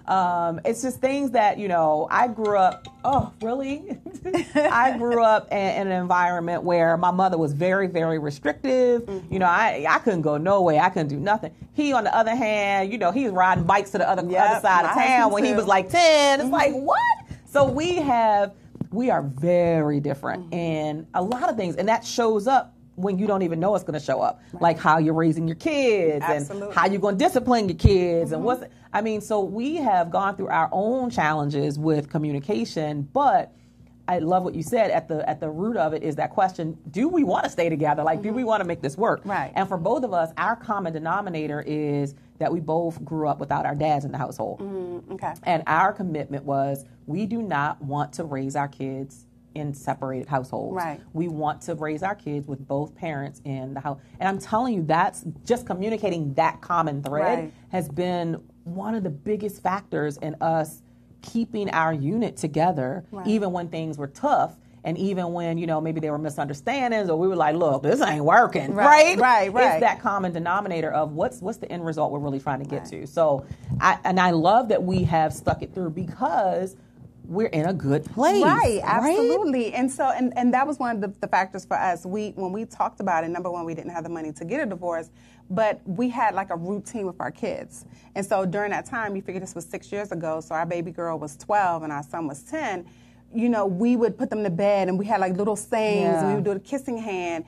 And we sat one night and said, hey, if we get a divorce, we won't be able to do this anymore. Yeah. So it really affects our kids. So I'm one of those people, I stay married for my kids. Right. I know people say I'm not staying married for my kids, I don't care, but now I'm married to my best friend. Yes. And it really is a growing up process because I chose to say yes to him. Mm-hmm. I didn't choose those kids. Mm-hmm. Yeah. So if I chose to say yes, then I need to choose to make myself better so that my marriage can be better. Absolutely. My husband and I we're breaking, generational cycles, curses, whatever you want to call it, of, single parent household. I don't want to raise kids by myself. So I tell my husband all the time, look here, boo-boo.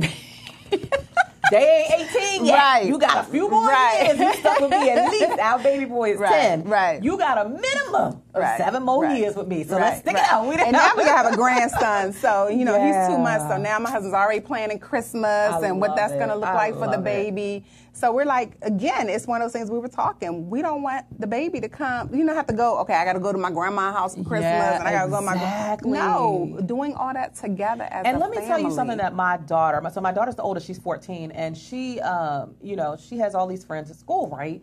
But it blows my mind that she says, yeah, Mommy. Well, she came home one day and said, well, Mommy, I'm like one of the only kids in my class whose parents are together. Wow. She's like, such and such, because we were planning a party. And I'm like, well, can this person come? And can this person come? And all her little friends. And she's like, well, such and such is going to be with her dad on that weekend. Mm-hmm. And this one, she's going to be... And I'm like, and she's like, yeah, Mommy, I'm really like one of a few whose parents actually live together. And I didn't hear the word divorce until I went to high school. Wow. Because everyone in my family was married. All of my friends' parents were married. So when I went to high school and I went to my first, we went to a New Edition concert at Capitol Center.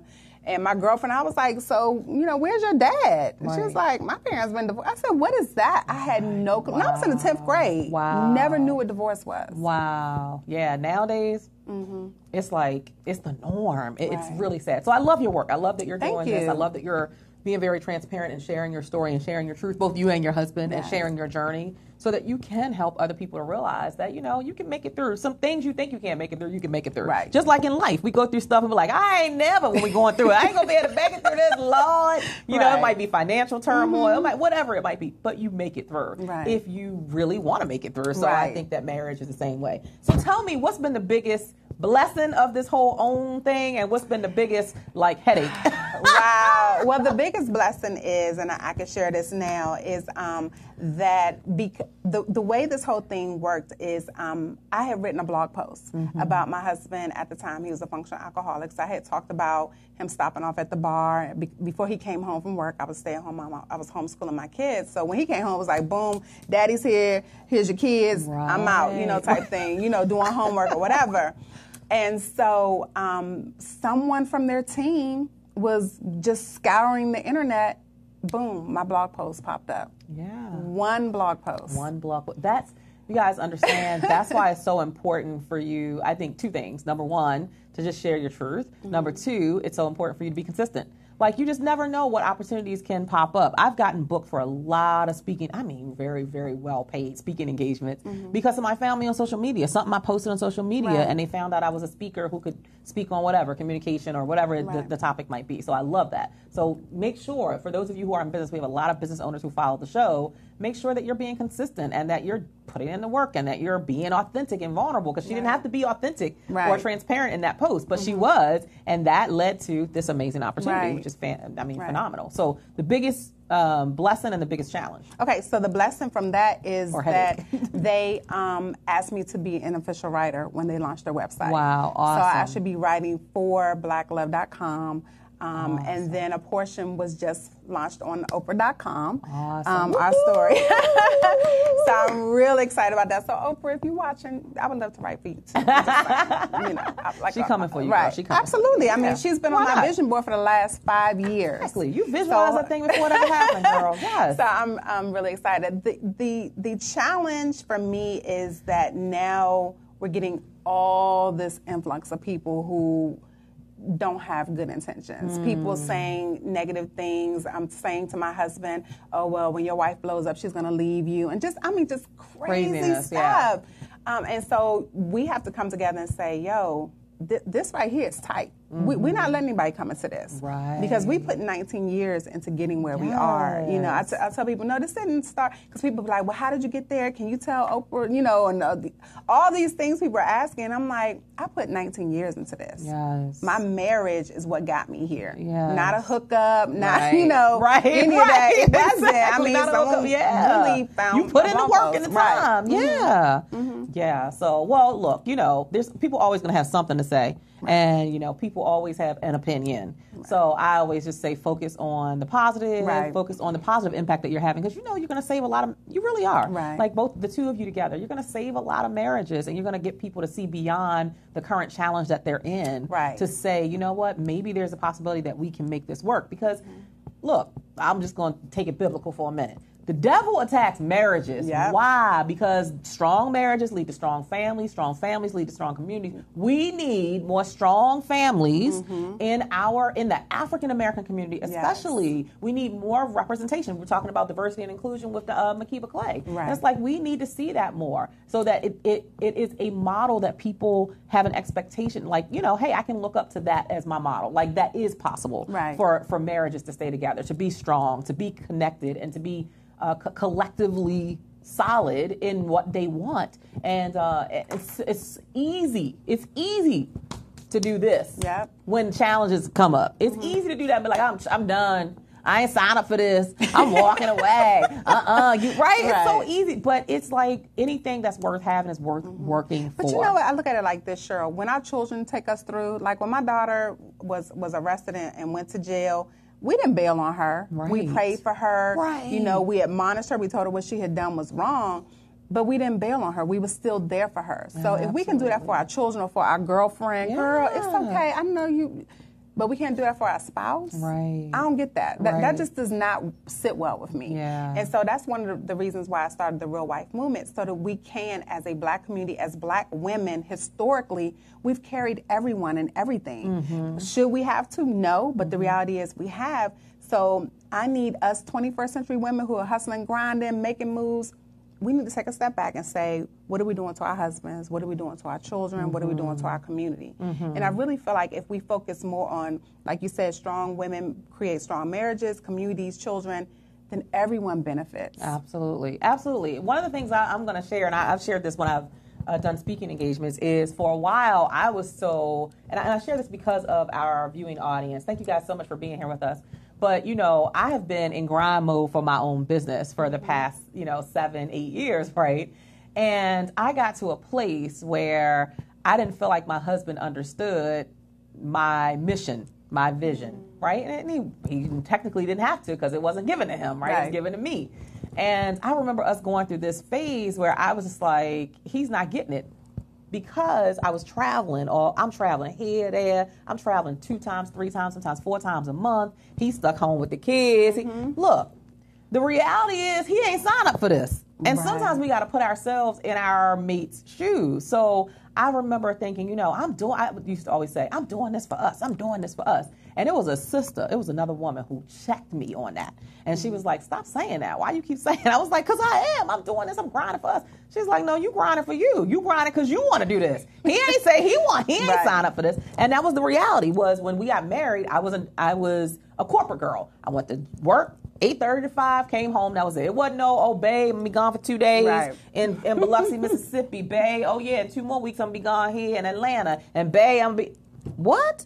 So I changed the game. So I really had to claim ownership for the fact that I changed the game without asking him, without his permission. I just kind of went gung-ho. Like, wait a minute. You just said asking permission. We're going to lose the single women. because they don't want to hear ask and permission. Look, let me tell y'all something. Let me tell y'all something.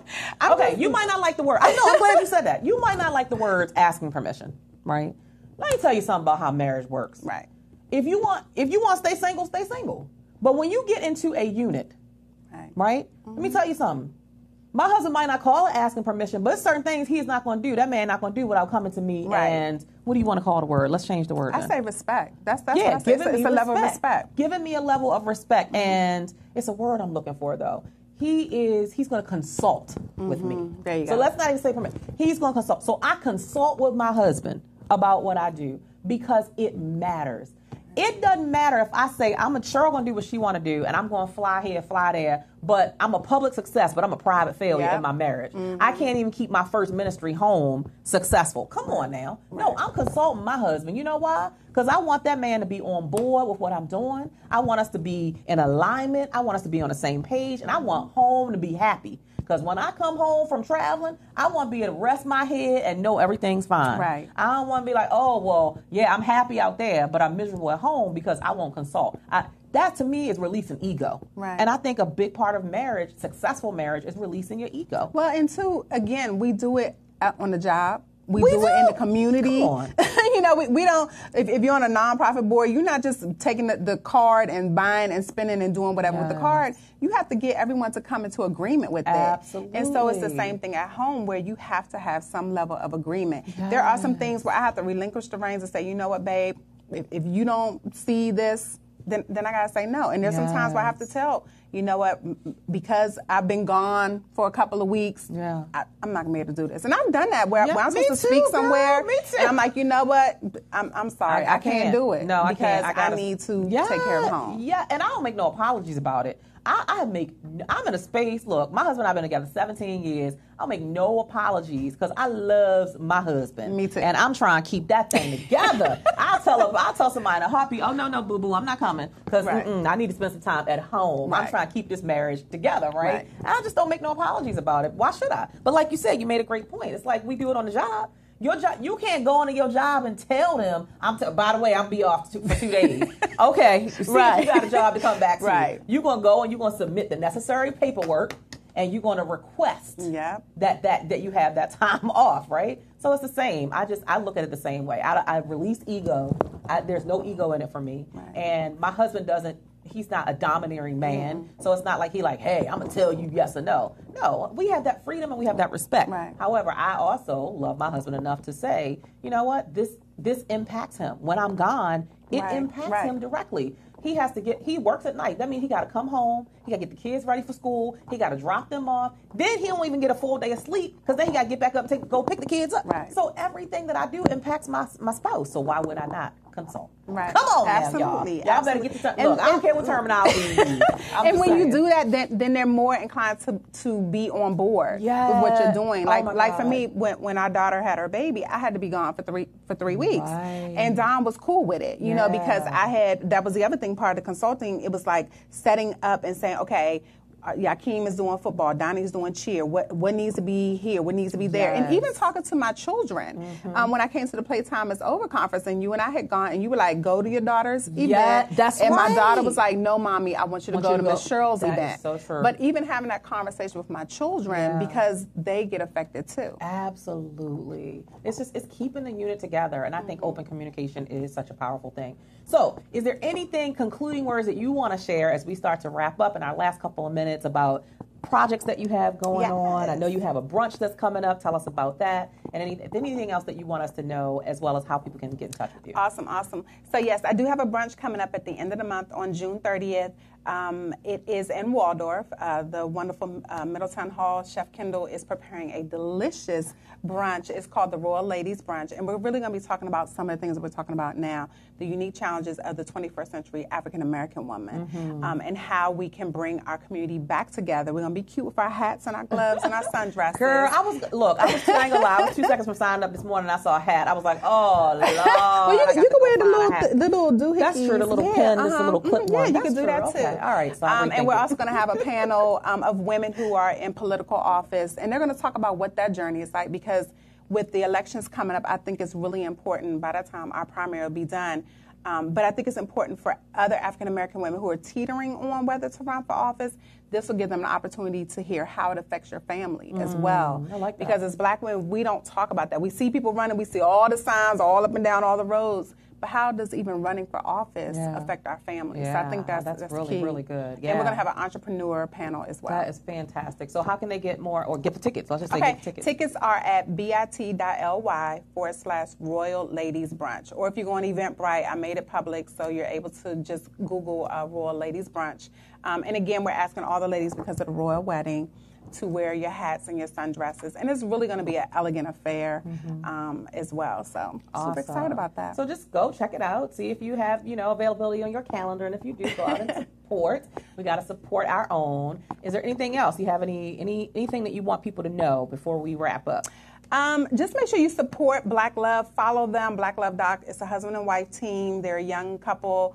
Make sure you support, because we always talk about how there's not good programming for African Americans, and this is such a great show. So anytime I get an opportunity to tell people support Black Love Doc, even if you're Googling email on TV and say, hey, we want this to be a continuous program, please make sure you support. And if anyone wants to reach me, they can go to realwifemovement.com. And if you want to work with me, you can go to realwifecoach.com. And I would love to work with you. I work with executive women, C-suite women, women who are powerhouses but just need to keep the house right. And you taught me that. You taught me that. Okay. Yes, you did. Okay. It's serious. I'm telling you. She said if you can get up in the middle of the night to take a client call, you better give your husband something. Right. And I was like, okay, I'm gonna do that tonight, Michelle. I had to check myself. We're gonna have you back. I'm telling you, that's a real conversation. Yes. Talking about you tired. Girl, tired what? You better do something and keep it moving so you keep home happy. Well, I love what you're doing. Congratulations on the OWN television network, Black Love. Guys, make sure that you follow her, support her, love on her. Like you said, you made such a pivotal point that it's like we gravitate towards negative stuff, right? Then we complain about it, but we watch it. So come on, let's watch some positivity, some things that people are doing great in the community to build strong marriages, strong love, so that we can have strong communities and strong families. And that's what Tanya is doing. So make sure you connect with her. Again, the website is realwifemovement.com. And then on social media at Real Wife Coach. And of course, you're going to follow the hashtag Black Love. They can follow Black Love Doc is the hashtag, or Real Wife Coach. Okay, so hashtag Black Love Doc. Thank you so much for being with us. Thank you for this amazing conversation. Guys, that's it for today. We are going to be back here again next Wednesday, 12 p.m. to 2 p.m. Look, if you enjoy the show, tell a friend. All right? We will see you next Wednesday.